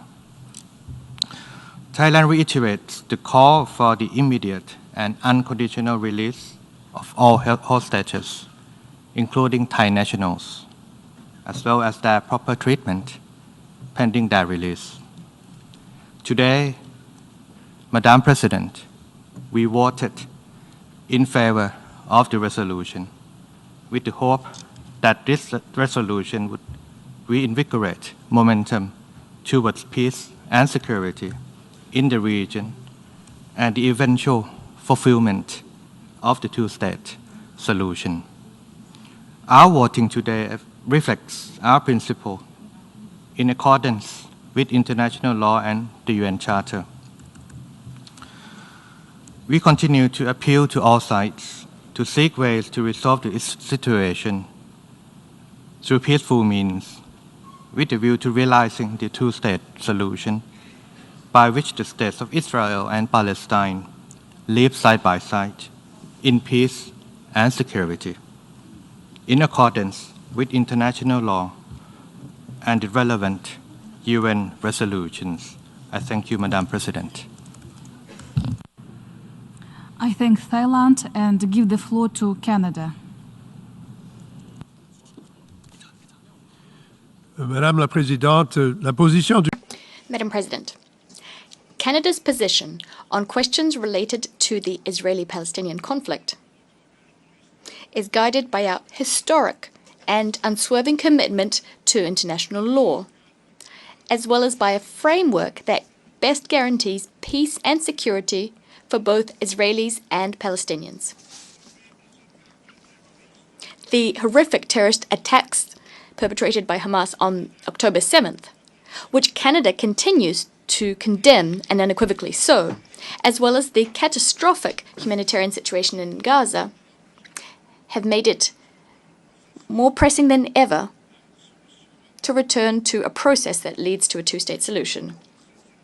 There must be an immediate ceasefire, as well as the release of all hostages. Hamas must lay down its arms, and urgent steps must be taken to respond to the humanitarian catastrophe. Canada will continue to support UNRWA, as well as humanitarian reconstruction and development efforts, as well as security assistance efforts to ensure greater ongoing safety and stability in the region. Loss of life and the destruction of infrastructure in Gaza are, frankly speaking, horrific and unacceptable.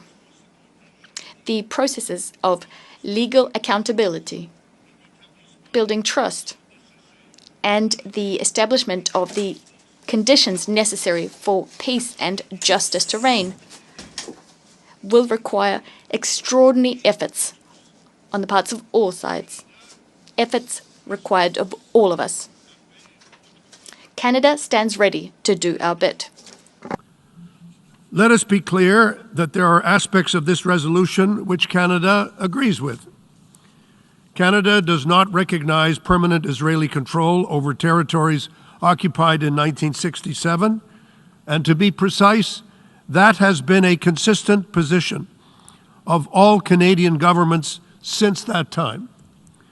The Fourth Geneva Convention applies in the occupied territories and clearly establishes Israel's obligations as an occupying power, in particular with respect to the humane treatment of the inhabitants of the occupied territories. Canada also considers Israeli settlements to be a violation of the Fourth Geneva Convention. We also condemn violence by extremist settlers that harm Palestinians and threaten prospects for peace. Canada recognizes the Palestinian right to self-determination and supports the creation of the Palestinian state.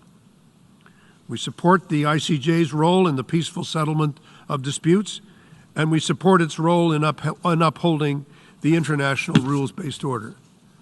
We took note of the advisory opinion that was issued on July the 19th, 2024, and at that time we called on Israel to respond substantively to this opinion. We continue to do so.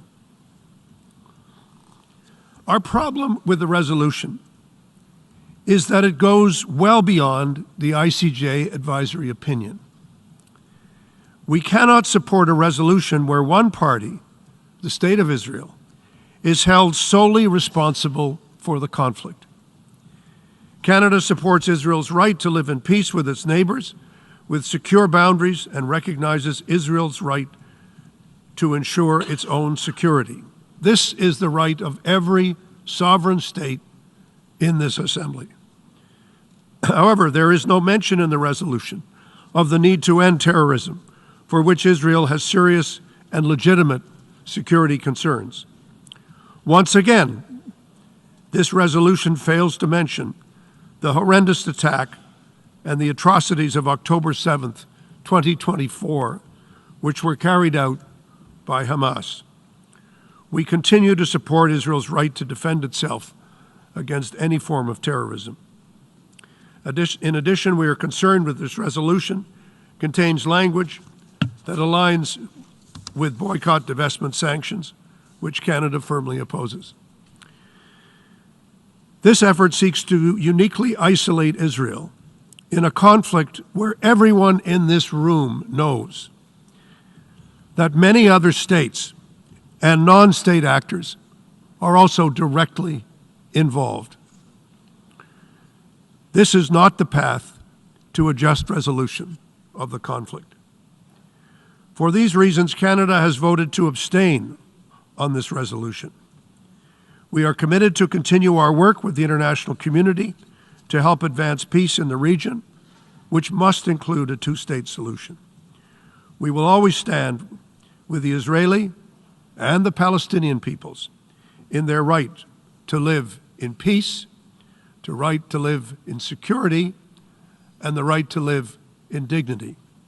And this is the only path that will take us to a long-lasting solution to this ongoing crisis, with which this Assembly has been involved since the creation of the United Nations. Thank you, Madam President. I thank Canada, and I give the floor to Australia. President, thank you. Australia is resolute in advancing the cause of peace around the world, including the urgent need for a two-state solution in the Middle East. And Australia is a resolute defender of international law, including the International Court of Justice. That is why we abstained on this vote with great disappointment. We wanted to vote for a resolution that directly reflected the ICJ advisory opinion. We wanted to vote for a resolution that clearly offered the Palestinian people a path to self-determination and gave the world a path to a two-state solution. And we wanted to vote for a resolution that gave the international community a clear way to respond to the International Court of Justice's advisory opinion. However, we are concerned that by making demands of the entire United Nations membership that go beyond the scope of the advisory opinion, the resolution distracts from what the world needs Israel to do. President, we are deeply disappointed these concerns were not able to be addressed. Australia supports many of the principles of this resolution, and we are already doing much of what it calls for. We adopted the name Occupied Palestinian Territories because that is what they are. We have affirmed that Israeli settlements in the occupied Palestinian territories are illegal. We insist Israel must cease settlement activity. We have sanctioned extremist Israeli settlers because they must be held to account for their violence. We will deny anyone identified as an extremist settler a visa to travel to Australia. We doubled our funding to UNRWA because it does vital work. We have not supplied weapons to Israel in at least the last 5 years. We continue to call out unilateral actions that undermine the prospect for peace, and we have moved our position on recognition. We now see recognition as an integral part of a peace process and as a way to contribute meaningfully towards the realization of a two-state solution. It's a matter of when, not if. It's the only way to break the cycle of violence, the only hope for a prosperous future for both peoples, a Palestinian state and the State of Israel side by side behind secure borders. Any alternative is either unacceptable or unachievable. President, the occupation must be brought to an end, such that we see security for Palestinians, for Israel, and for the region. To conclude, we meet at a time when the situation in Gaza is catastrophic, where the human suffering is unacceptable, where international law is under strain, and when the region is on the brink of escalation. We urge Member States to remain focused on these most desperately urgent issues. We want to see aid flow at scale. We want to see civilians protected, and we want terrorist group Hamas to release the hostages it took on October 7. There must be an immediate ceasefire, and this conflict must end. Thank you, President. I thank Australia and give the floor to Japan. Thank you, Madam President. Japan voted in favor of the resolution after thorough consideration. We would like to make the following points as an explanation of vote. First, as a country that values the rule of law, Japan attaches great importance to the role of the ICJ and its advisory opinions. Japan has been contributing to the work of ICJ, including this advisory opinion, by participating in the proceedings where we elaborated on the prohibition of acquisition of territory by force.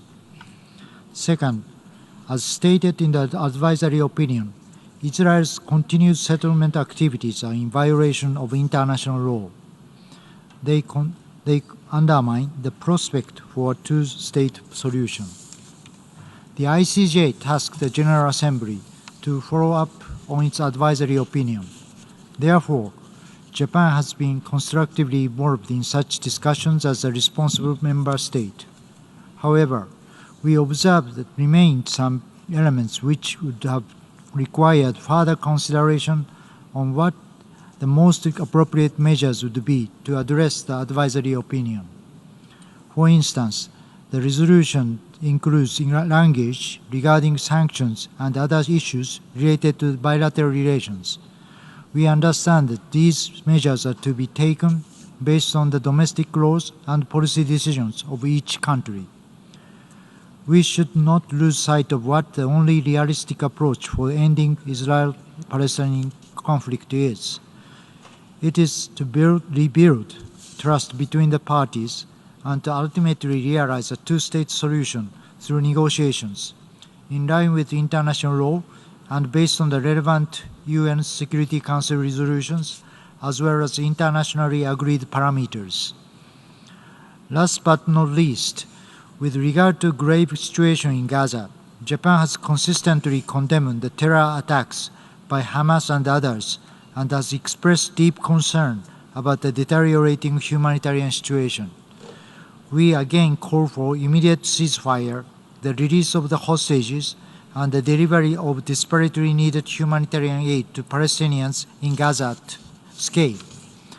Japan will continue to strongly support the tireless efforts of the United States, Egypt, and Qatar to this end. I thank you. I thank Japan and give the floor to Bulgaria. Thank you, Madam President. Bulgaria is firmly committed to upholding the principles of international law. We are convinced that only through the full respect of international law, peace, security, and justice can be achieved. The International Court of Justice is essential in upholding those principles, and undoubtedly its findings and those of all international judicial institutions should be respected and implemented by all. We have consistently supported the legitimate aspirations of the Palestinian people, pertaining to their right to self-determination, and we're convinced that the Palestinian people, like all peoples, have the right to a sovereign and an independent state. A just and comprehensive resolution of the Israeli-Palestinian conflict based on the two-state solution with the State of Israel and an independent, democratic, contiguous, sovereign, and viable state of Palestine living side by side in peace and security and mutual recognition is needed, and now more than ever. Unfortunately, given the current political context, we are not convinced that the resolution just adopted will facilitate the achievement of this comprehensive goal. It goes beyond the scope of the ICJ advisory opinion and falls short of objectively addressing the realities on the ground. For that reason, Bulgaria was not in a position to support the resolution and abstained on it. Thank you. I thank Bulgaria, and next speaker is Austria.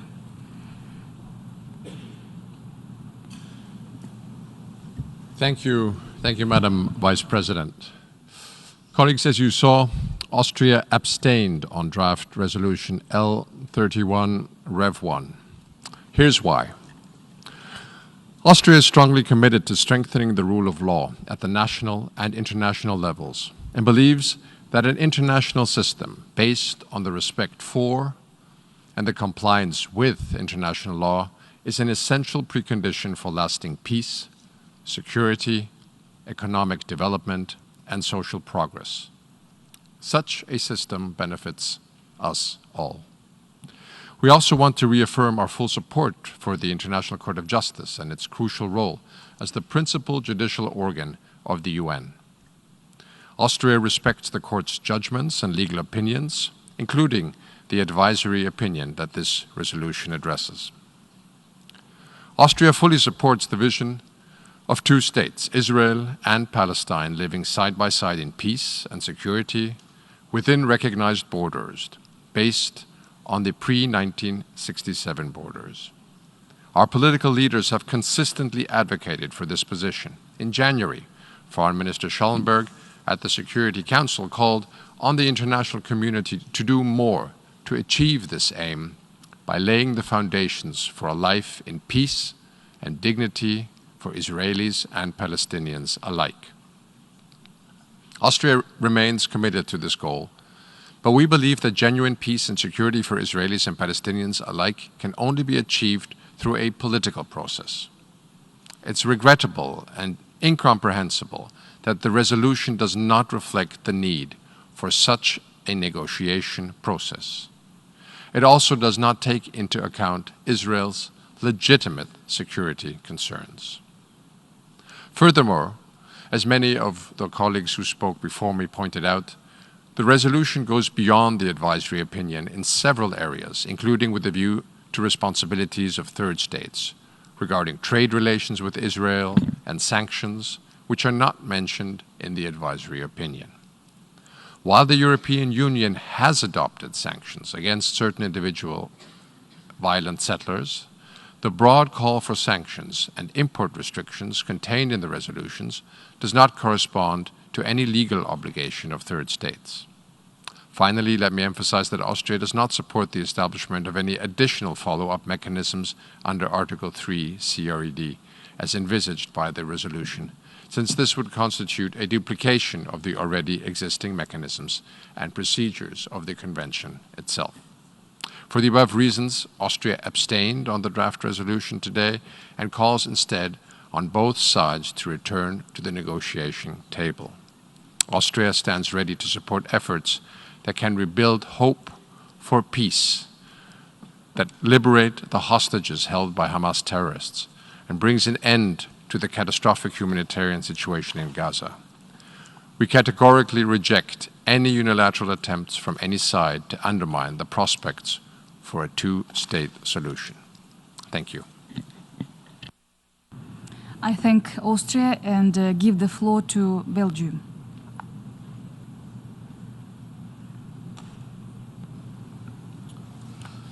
Merci, Madame. Thank you, Madam President. Distinguished colleagues, at the outset, I would like to thank the authors of this resolution. Their approach is most constructive. Belgium voted in favour of the draft resolution before us today. Our vote is in keeping with our oral statement delivered to the ICJ on the 20th of February of this year. Belgium has been unswervingly defending the idea that respect for international law should be our compass. It must guide us under all circumstances, guide us as the international community. Much like the majority of the states, members of the General Assembly, my country has been staunchly in support of the ICJ, which is one of the principal pillars of the international judicial order. The resolution that's been adopted today is in keeping with the advisory opinion rendered by the ICJ on the 19th of July. The illegal occupation of the occupied Palestinian territory, OPT, and the illegal policies of colonization have been perpetrating, and this for decades, a system which undermines the human rights of the Palestinian people in a climate of impunity. This reality compromises any chances of a peace process in the Middle East. These practices must end. Given that no alternative modalities or actions were proposed, my country supported those submitted to us today and set forth in the resolution. Belgium applies a policy of differentiation vis-à-vis Israeli settlements in keeping with UNSCR 2334. Furthermore, Belgium notes that sanctions have been adopted targeting settler violence, and this in a European framework. Belgium, once again within this framework, this European framework, stands ready to consider new effective and proportionate countermeasures against unlawful actions pinpointed by the ICJ. The adoption of this resolution doesn't mean that we're scaling down the right of Israel to exist within its internationally recognized borders, nor does it constitute a reduction of Israel's security. On the contrary, let me be crystal clear. Terrorist groups such as Hamas, the actions of which we firmly condemn, such groups feed on oppression, a denial of justice, and the feeling of hopelessness which oppress those whose rights are denied them. This text, the text before us, offers up a realistic prospect, a prospect of restoring hope in the power of the law among a population which, owing to the injustices waged upon it for a very long time, has been left at the mercy of extremist ideology. It's up to us to give effect to this so that the resolution can fully contribute to promoting peace and reconciliation. In that same spirit, Belgium very much welcomes the fact that on the 26th of September in New York, a meeting will be held on the situation in Gaza and the implementation of the two-state solution with a view to forging a just and comprehensive peace. We hope that a realistic process will be sketched out at that meeting. We fully support the vision of a region where there are two democratic states, Israel and Palestine, living side by side in peace, and this within secure and recognized borders. We know that we have a very long, very difficult road ahead.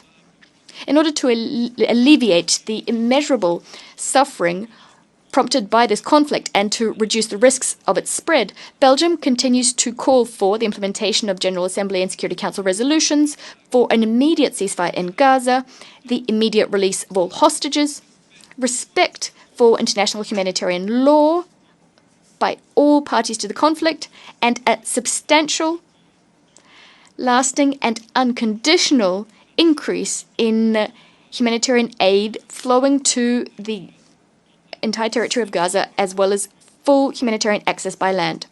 Belgium stands convinced that only a negotiated political solution offers up the prospect, allowing for both Israelis and Palestinians to live decent lives in peace side by side. We will continue supporting all efforts geared to this end. Thank you. I thank Belgium and give the floor to Argentina.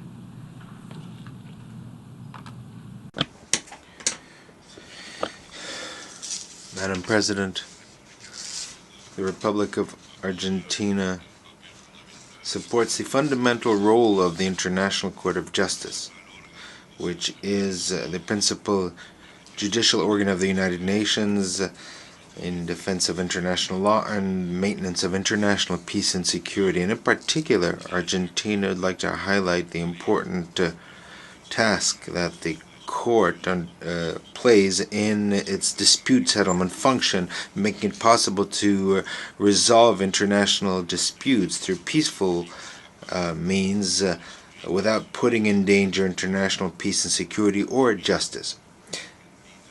Argentina, therefore, would like to underscore the importance of the advisory function of the court. The conclusions of the principal judicial organ of the United Nations not only determine and interpret the rules of law that are applicable to the United Nations, but also those applicable to all countries of the international community. And while the advisory opinions of the International Court of Justice are not legally binding, they do represent precedents that contribute to the clarification and development of international law. That is even more the case when they are requested by the General Assembly, which is the main deliberative organ of the United Nations.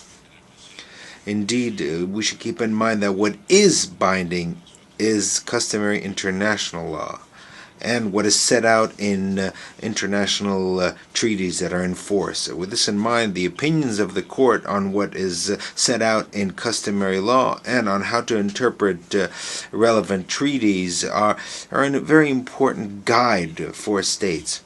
In line with the commitment of Argentina to the principal organ in The Hague, we understand that the court's judicial mechanism should not be distorted or decontextualized, and rather, quite to the contrary, it should be preserved for the defense and respect of international law in line with its statute and the UN Charter.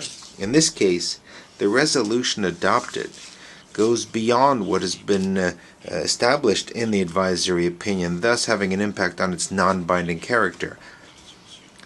Also, the resolution adopted omits mentioning the Hamas attack of the 7th of October of 2023.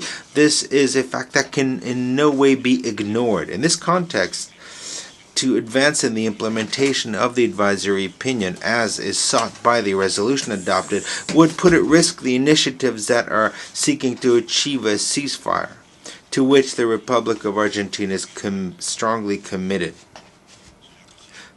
Madam President, this nay vote does not in any way mean that the Republic of Argentina is no longer committed to a just and definitive peace to the Israeli-Palestinian conflict in conformity with international law and the relevant resolutions of the General Assembly and the Security Council of the United Nations. Only by resuming a process of dialogue based on the two-state solution, living side by side in peace and security within secure and internationally recognized borders, will it be possible to achieve a lasting peace. Thank you very much. I thank Argentina and give the floor to the Kingdom of the Netherlands. Madam President, I thank you for convening this week's emergency special session. On behalf of the Kingdom of the Netherlands, it's my honor to deliver this explanation of vote. It relates to the resolution on the advisory opinion of the International Court of Justice on the legal consequences arising from Israel's policies and practices in the occupied Palestinian territory, including East Jerusalem, and from the illegality of Israel's continued presence in the occupied Palestinian territories. Madam President, we thank the International Court of Justice for its valuable advisory opinion, which formed the basis of today's resolution. The Kingdom of the Netherlands holds the International Court of Justice in the highest esteem as the principal judicial organ of the United Nations, and we are proud to host the court in The Hague. This resolution is an important reflection on the court's advisory opinion and possible future steps. Currently, the implications of the advisory opinion for Dutch policy are under consideration in our government. The Kingdom of the Netherlands has abstained on the resolution at hand.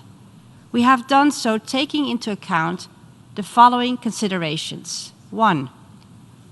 Although not formally part of the advisory opinion, the resolution takes the period after 7 October into account, without referencing the heinous attack of Hamas on Israel, with great implications for Israel's security. While the war that unfolded afterwards is still ongoing and the fate of the many hostages is still uncertain, we all witness the catastrophic humanitarian situation and the enormous loss of human life in Gaza that needs to be addressed immediately, including through an immediate ceasefire. 2, in this context, a negotiated and sustainable two-state solution is now needed more than ever.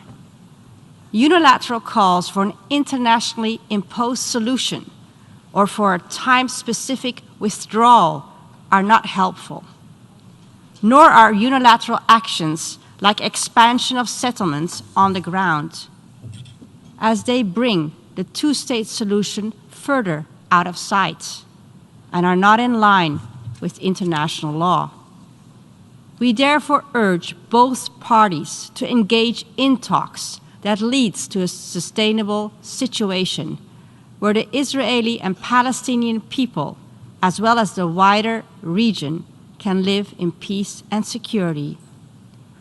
We reaffirm our commitment to the realization of the right of the Palestinian people to self-determination, including its right to an independent, democratic, contiguous, sovereign, and viable state, living side by side in peace and security with Israel.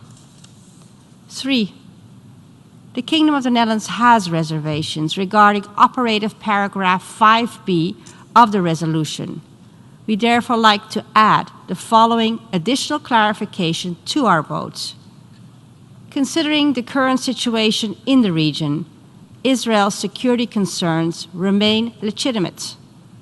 While it remains of utmost importance that Israel retains its right and ability to defend itself, we emphasize that this must be exercised in accordance with the UN Charter and other relevant areas of international law, including humanitarian law. In that light, the Kingdom of the Netherlands wishes to point out that the transfer of arms, munitions, and related equipment to all parties involved in the conflict should be prevented when it is concluded that these transfers are contrary to international export control norms and standards. Madam President, I would like to end by again thanking the International Court of Justice for its valuable advisory opinion. The Kingdom of the Netherlands will continue to work with all parties towards a sustainable and peaceful solution. Thank you. I thank the Kingdom of the Netherlands and give the floor to Hungary.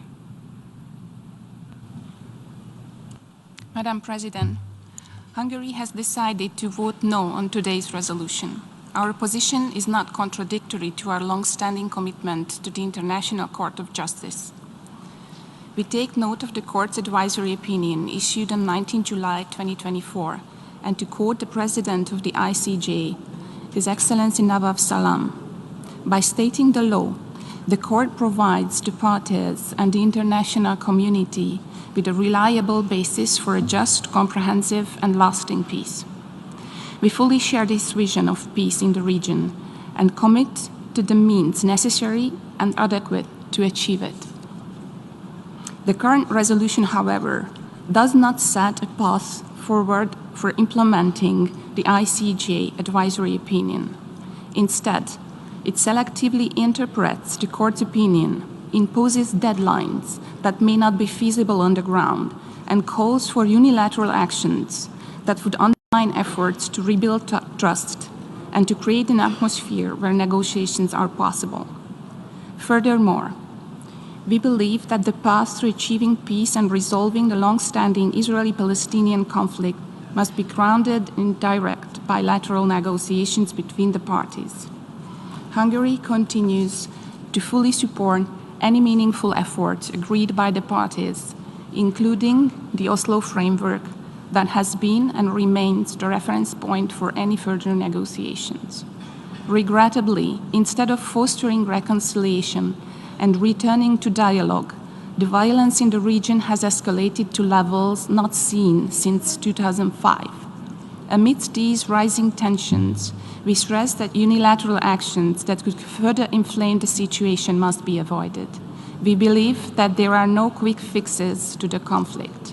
First, we must ensure that terrorist attacks like the one on 7 October 2023 will not happen again. Secure the immediate and unconditional release of all hostages. Bring an end to the hostilities in Gaza and ensure full, rapid, safe, and unhindered access to humanitarian aid at scale for Palestinians in need. Once hostilities cease, a political solution must be pursued. One that is based on a long-term strategy agreed by all parties involved, supported by the Security Council. Negotiations on all issues will only succeed if international law and justice serve as their foundation. Hungary reaffirms its support to a two-state solution that allows the State of Israel to live side by side in peace and security and mutual recognition with an independent, demographic, sovereign, and viable Palestinian state. I thank you. I thank Hungary and give the floor to Syrian Arab Republic. السيد الرئيس تشكر الجمهورية العربية السورية. The Syrian Arab Republic would like to thank all states that have voted in favor of today's resolution. Syria voted in favor of the resolution as an expression of its absolute rejection of the continued Israeli occupation of Arab territories in Palestine, the Syrian Golan, and southern Lebanon. My country confirms that voting for the resolution in no way means a recognition of Israel, nor does it mean that the Zionist entity is not an occupying entity. We believe that the result of the voting is an expression of international support for the Palestinian cause, and it shows that the vast majority of our member states uphold international law, the UN Charter, and the right of the Palestinian people, and they unequivocally reject the Israeli occupation of Palestinian territory and Arab territory in general. And the adoption of this resolution renews the United Nations' unequivocal support for the establishment of an independent Palestinian state that has sovereignty and that enjoys full membership in this esteemed organization, so that it would take its natural position among member states, which is what it has deserved for decades. I thank you, Madam President. I thank Syrian Arab Republic and give the floor to Republic of Korea. Madam President, to begin with, we express our strong support for realizing the aspirations of Palestinians for an independent state, which is crucial in achieving a just, lasting, and comprehensive peace in the Middle East. In this regard, my delegation reiterates its support for the Land for Peace formula, a principle that has underpinned the peace process on the Palestinian issue for more than half a century. Any action in the General Assembly should be in line with this principle. The Land for Peace formula, developed to achieve a just and lasting peace in the Middle East, remains critical, particularly given the frustration with the stalled peace process and continued settlement expansion since the Oslo Accords. In this context, we note with concern that the text of the resolution does not fully reflect this formula. While it clearly demands Israel's withdrawal from the occupied Palestinian territory within 12 months, it falls short of demanding that all relevant actors ensure peace in the region. Madam President, we fully respect the guidance provided by the ICJ in its advisory opinion. The court stated that it is of the opinion that General Assembly should consider the precise modalities and the further action required to bring to an end the unlawful presence of Israel in the occupied Palestinian territory as rapidly as possible. However, concerns remain that certain actions listed in the resolution, such as those in OP4 and OP5, are not within the scope of the ICJ advisory opinion.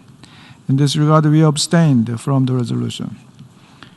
We hope all actions in this Assembly will help the realization of the long-standing aspiration of the whole world toward the vision of the two-state solution, Israelis and Palestinians living side by side in peace within secure and recognized borders, free from threats. Thank you, Madam President. I thank Republic of Korea and give the floor to Guatemala.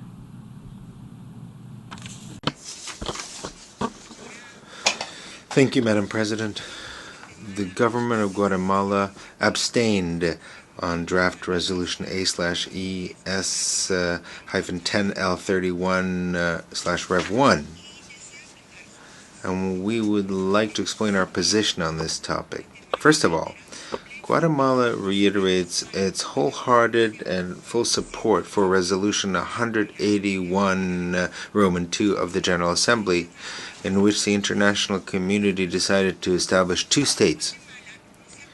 Guatemala has not strayed from this historical and unreserved position, and it is our position that Israel and Palestine have the right to live as democratic and independent states, coexisting in peace within secure and internationally recognized borders.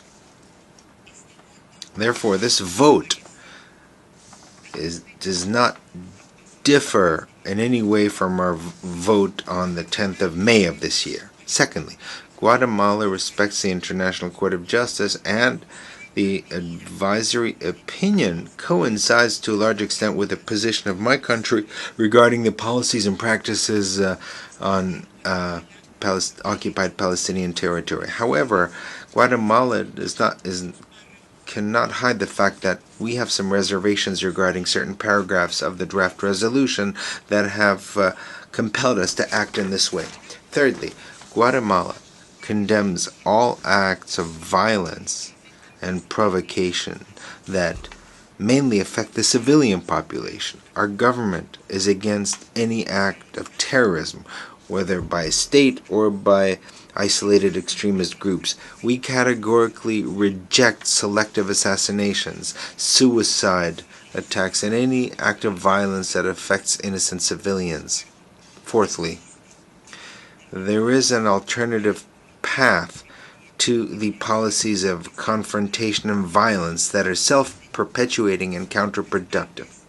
The parties could opt to return to the path of direct negotiations under the auspices of the United Nations, with the goal of supervising the implementation of any agreement that they might be able to reach.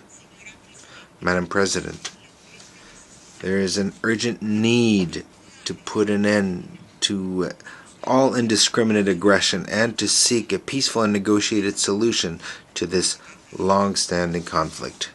Thank you very much. I thank Guatemala and give the floor to Latvia.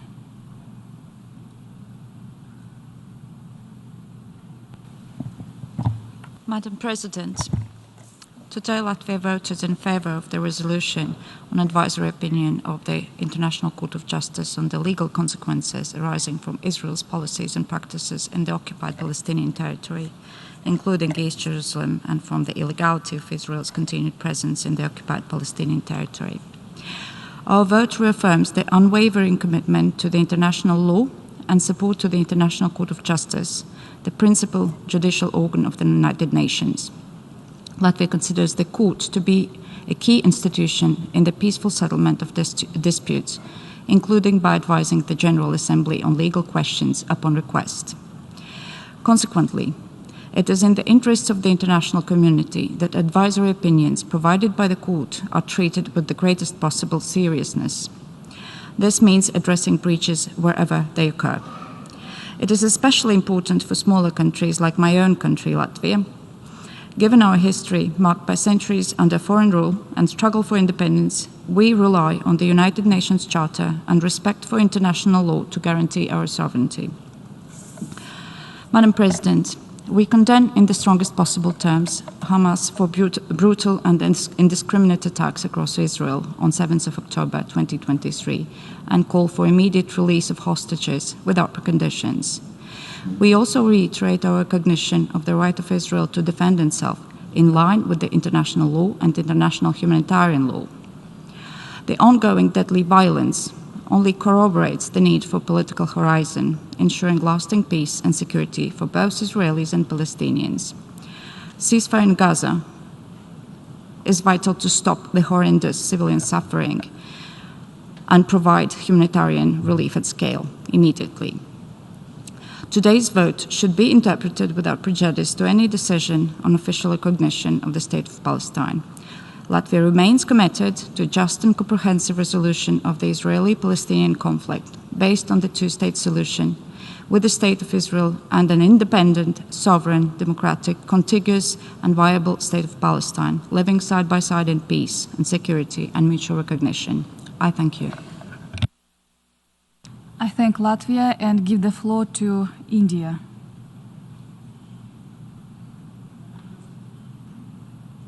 Takes place in the backdrop of the ongoing conflict in Gaza. The world has been witnessing this conflict for more than 11 months now. This has resulted in the death of thousands, including women and children. The consequent humanitarian crisis is large in scale. Our position on this conflict has been clear and consistent. We have articulated this several times. We unequivocally condemned the terror attacks on Israel on 7th October 2023. We condemn the loss of civilian lives in the conflict. We call for an immediate ceasefire and immediate and unconditional release of all hostages. And we stand for unrestricted and sustained humanitarian assistance in the Gaza Strip. India's abiding commitment to achieving a just, peaceful, and lasting solution to the Israel-Palestine issue is also known. Madam President, I use the floor to reiterate that only a two-state solution achieved through direct and meaningful negotiations between both sides will lead to enduring peace. Madam President, India has abstained from today's vote. We have been strong advocates of dialogue and diplomacy. We believe that there is no other way to resolve conflicts. There are no winners in conflicts. The cost of conflict is human lives and destruction. India attaches utmost respect to the UN Charter and the principal organs of the United Nations. Our joint effort should be directed towards bringing the two sides closer, not drive them further apart. We should strive towards building bridges, not furthering the divides. I urge the August Assembly to make a genuine effort to strive for peace. In conclusion, I emphasize our steadfast commitment to resolution of the conflict and restoration of peace by bringing human suffering to an end. We will continue to be guided by this spirit. To this end, we stand ready to continue our engagements towards achieving sustained peace. I thank you, Madam President. I thank India and give the floor to France.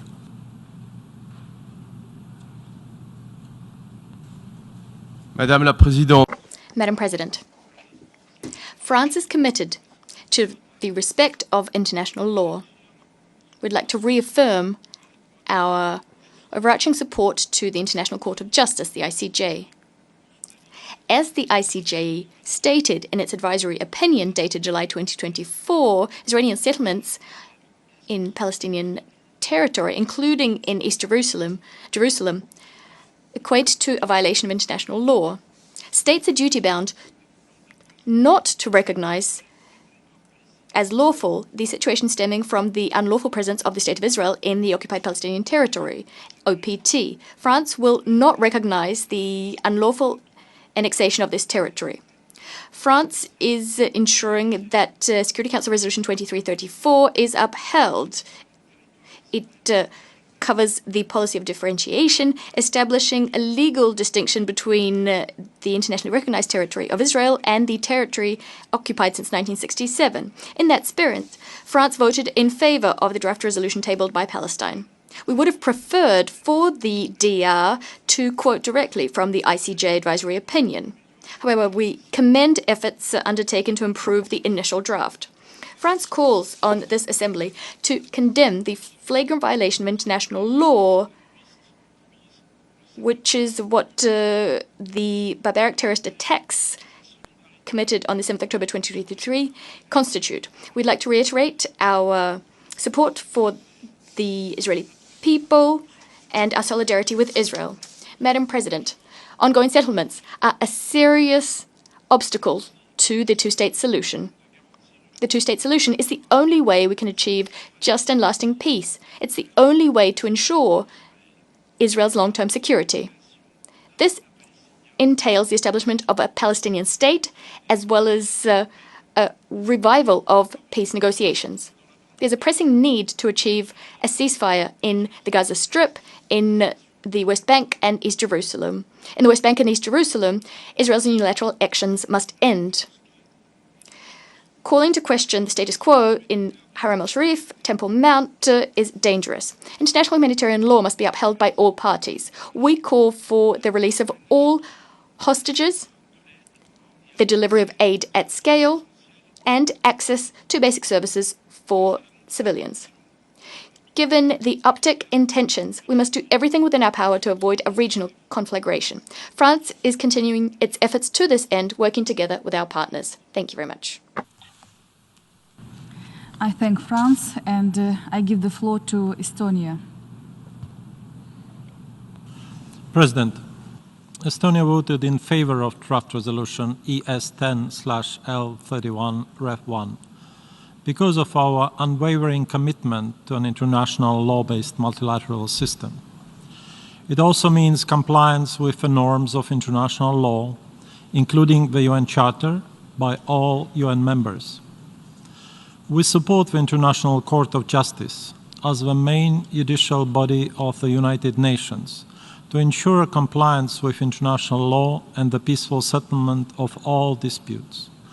We are convinced that relying on international law will help us move towards a two-state solution and ensure both the security of Israel and the future of Palestine.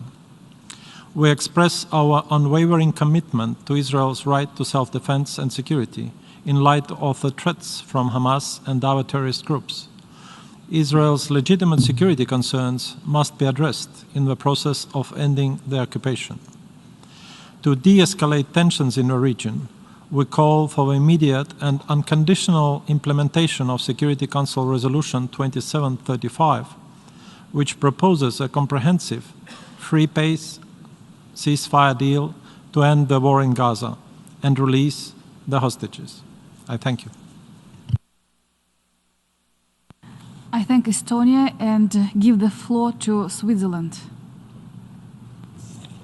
Merci, Madame. Thank you, Madam President. The advisory opinion of the ICJ reflects the rules and obligations of the parties to the conflict, specifically international humanitarian law. Switzerland's support for the ICJ is unswerving. It is the guardian of international law, including international humanitarian law. The court is a key component of the global legal order and plays a key role in the peaceful resolution of disputes. Switzerland contributed to the July 19th advisory opinion during the consultation procedure. We support the advisory opinion that's been rendered. The illegality of Israel's occupation of Palestinian territory, which has been ongoing since 1967, is now beyond doubt. It must end, and a political horizon must be reestablished. However, Switzerland has noted that certain points in the resolution go beyond the advisory opinion, specifically the 12-month deadline for Israel's withdrawal from occupied Palestinian territory, OPT, without any mention of how Israel's security is to be guaranteed, as well as the point related to sanctions. This is the reason for our abstention. Our abstention in no way diminishes our commitment to respecting and ensuring respect for international humanitarian law throughout the OPT, in keeping with Article 1 of the Geneva Conventions. As the depository state of these conventions, Switzerland will carry out the mandate entrusted to it by the resolution, and it will do so by convening a conference of high contracting parties within 6 months. We'd like to reiterate that respect for international law and the protection of civilians are our topmost priorities.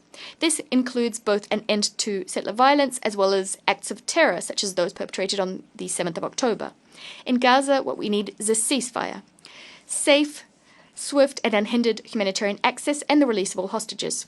It is high time that we revive the peace process so as to achieve a two-state solution with Israel and Palestine living side by side in peace and security within secure and recognized borders. This is the solution to which Switzerland remains deeply committed. Thank you.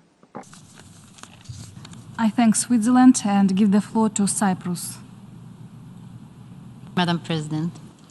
Madam President, we voted yes on this resolution based on a consistent point of principle. Cyprus supports the International Court of Justice to give advisory opinions on important legal questions referred to it by the bodies of the United Nations. The role of the ICJ is paramount in the rules-based system, as is respecting the Court's decisions and advisory opinions. Notwithstanding this point of principle, we wish to also make the following points. The resolution includes language and provisions that do not strictly fall within the scope of the July 2024 advisory opinion, and it does not fully cover the international context. We unequivocally condemn in the strongest of terms the heinous terrorist attacks by Hamas on 7th of October 2023 and its deplorable conduct towards hostages. Cyprus fully supports the ongoing mediation efforts by the United States, Egypt and Qatar, and reiterates its call for an immediate ceasefire, the release of all the hostages, and the search for humanitarian assistance into Gaza as the pathway towards long-term peace. Ultimately, Madam President, the only sustainable way forward that meets the security concerns and needs of the legitimate stakeholders is reviving the Middle East peace process on the basis of a two-state solution and in line with the UN resolutions. We stand ready to support this aim, as it is the sole way to ensure conditions of sustainable security and stability, equally for Israelis and Palestinians alike, and it is a crucial step towards fostering stability in the Middle East as a whole. I thank you. I thank Cyprus and give the floor to Monica. Thank you, Madam President. Monaco voted in favor of a draft resolution contained in document A/ES10L31 Rev 1. By doing this, Monaco recognizes the role of the International Court of Justice, which is the principal judiciary organ of the United Nations. The vote of Monaco in favor of this resolution is a judicial and not a political decision. It is a carefully weighed decision dictated by a specific situation. My delegation reaffirms its support for the respect of international law and international humanitarian law, which is the fundamental basis of international relations. We're extremely concerned by the disastrous humanitarian situation in Gaza. We condemn terrorism. We condemn the attacks of the 7th of October perpetrated by Hamas and other terrorist groups, and call for the immediate and unconditional release of the hostages. We reiterate also Israel's right to defend itself. By voting in favor of this resolution, Monaco renews its commitment to multilateralism and to the purposes and principles of the United Nations Charter. Thank you. I thank Monica and give the floor to Sweden. Thank you, Madam President. Sweden firmly supports the International Court of Justice as the principal judicial organ of the United Nations and fully respects its independence and the functions assigned to it under the Charter of the United Nations and its statute.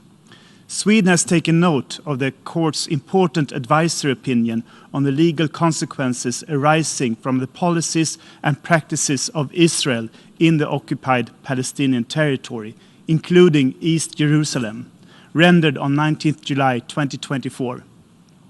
While not legally binding in itself, we regard it as an authoritative interpretation on important elements of international law. On several important issues, the Court's findings coincide with what is already the joint position of the European Union. The EU has stated that it will not recognize changes to the 1967 borders unless agreed by the parties. The EU has, based on international law and Security Council resolutions, for many years supported a lasting and sustainable peace on the basis of a negotiated two-state solution with Israel and Palestine living side by side in peace, security, and mutual recognition. Sweden reiterates its firm position that international law must be respected by all parties at all times, including Israel and Palestine. Civilians must be protected and humanitarian assistance must be allowed to reach those in need. Although the advisory opinion does not deal with the situation on and after October 7 in Israel and Gaza, the EU, including Sweden, stand firm in our call for an immediate humanitarian ceasefire in Gaza to alleviate suffering of civilians, allow for a massive scale-up of humanitarian assistance, and secure the immediate and unconditional release of all hostages. In response to the attacks against Israel by Hamas and other groups on and after October 7, the EU has reaffirmed its support for Israel's right to defend itself. The war that now rages has made a two-state solution all the more urgent, and it should be clear to everyone that a Hamas-ruled Gaza cannot be part of a solution. For example, the International Court did not set a deadline for the implementation of its opinion. In this regard, Sweden believes that it would have been better if the resolution before us had provided more time for the parties to discuss and identify the modalities for follow-up to the court's advisory opinion to ensure that the measures adopted are conducive to resume negotiations in order to achieve a two-state solution. For these reasons, Sweden abstained in the vote on the resolution. Thank you, Madam President. I thank Sweden, and I give the floor to Italy.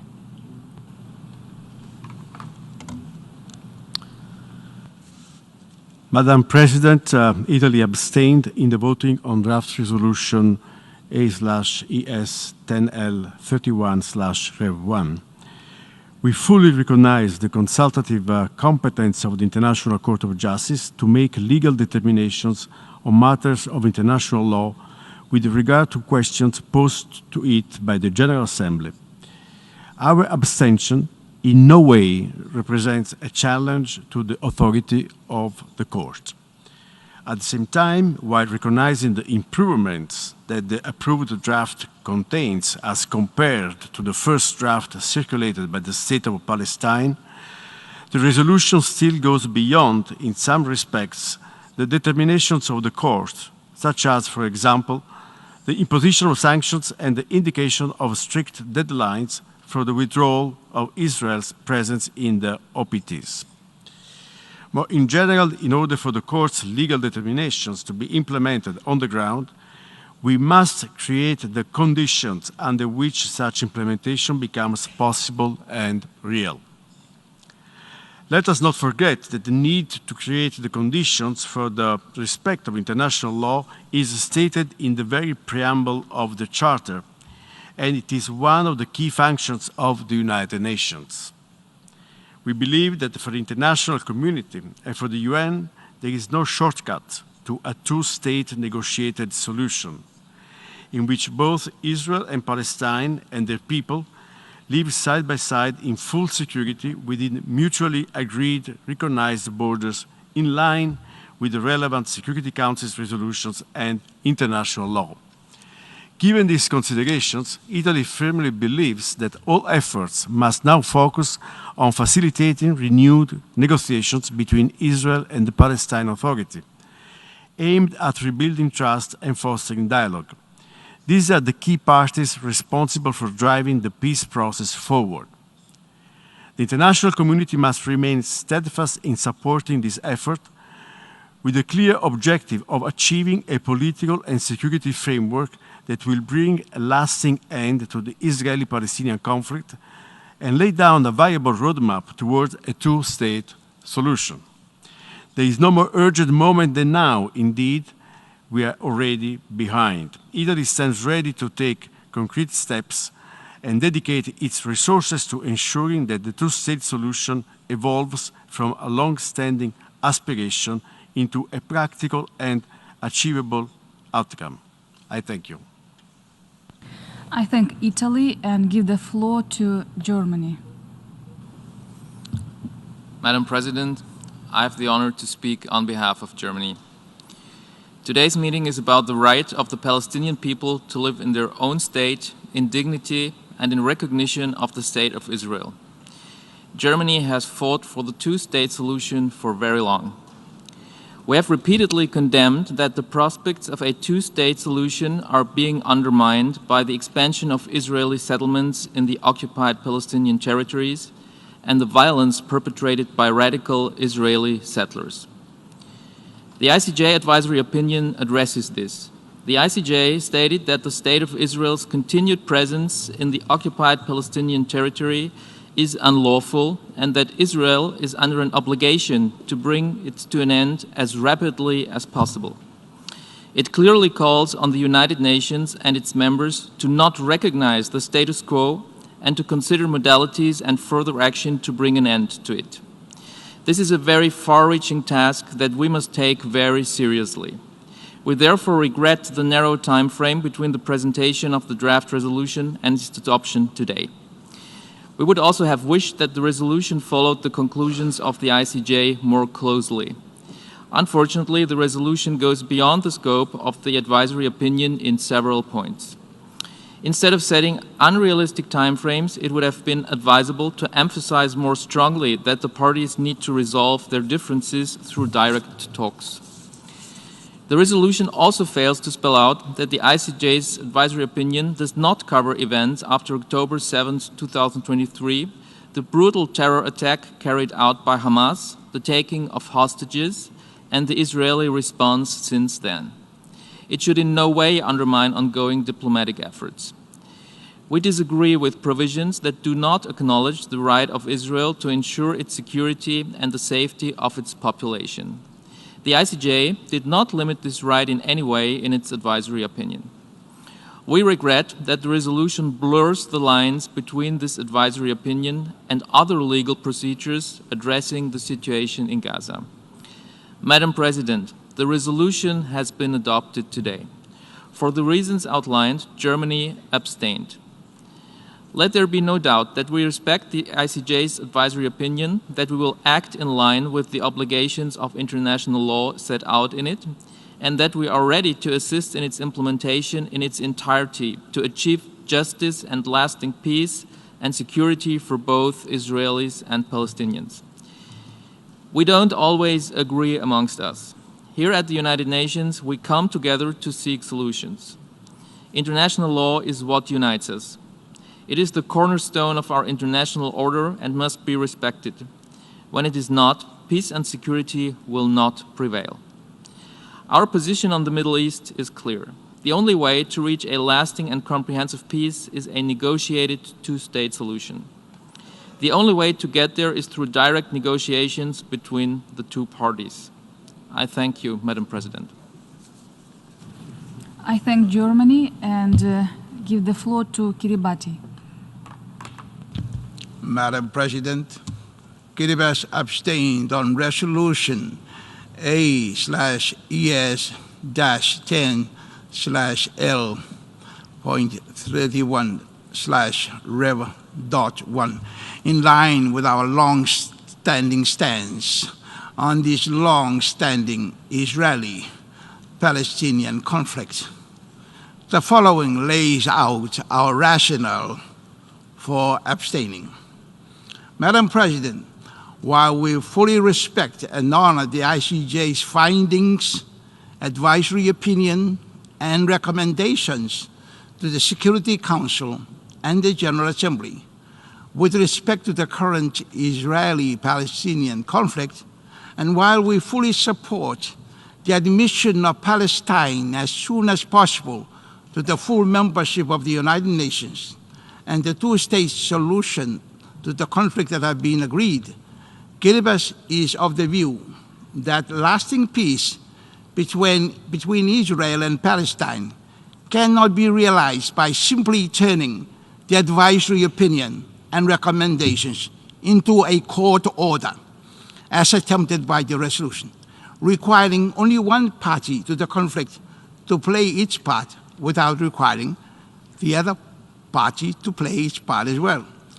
Peace between two conflicting parties can only be achieved if the two parties can come together, genuinely ready to forgive and forget the wrongs of the past, and move forward with a new sense of friendship, cooperation, and good neighborliness. My delegation hopes to see the two-state solution being implemented by the Security Council and the General Assembly as quickly as possible, using the mechanisms articulated under the Pacific Settlement of Dispute enshrined under Chapter 6 of the Charter of the United Nations. Mr. President, the Israeli-Palestinian conflict remains a significant challenge for global peace and security. Kiribati firmly believes that a sustainable and just resolution can only be achieved through the framework of a two-state solution, where Israel and Palestine can coexist peacefully within secure and recognized borders. Kiribati is mindful of the complexities and sensitivities that accompany this long-standing conflict. As a small island nation, believing so much in peace, and we're a very peaceful nation, we value peace, dialogue, and respect for international law. While recognize the importance of these legal principles, Kiribati has also taken a balanced approach in this matter, while we continue to search for a full understanding of this long and complex conflict with roots and causes stretching back to the days the Arab world was ruled by colonial empires. We have opted to abstain from recent votes in the General Assembly on resolution related to this conflict. Our abstention reflects our belief that both parties must come to the table in a spirit of compromise and mutual respect. We remain hopeful that diplomatic efforts, guided by the Charter, international law, and principle of justice, can eventually lead to a resolution that benefits both peoples and promotes lasting peace in the region. Madam President, in closing, Kiribati reaffirms its commitment to the two-state solution and calls on the international community to support efforts towards a peaceful and just settlement of the Israeli-Palestinian conflict. We believe that the sooner the two-state solution is progressed and implemented, the sooner lasting peace and happiness can become a living human reality for the peoples of Israel and the peoples of Palestine and for the peoples of the Middle East. I thank you. I thank Kiribati. Now I give the floor to Ecuador.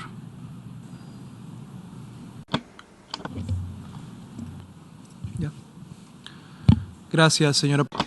Thank you, Madam President.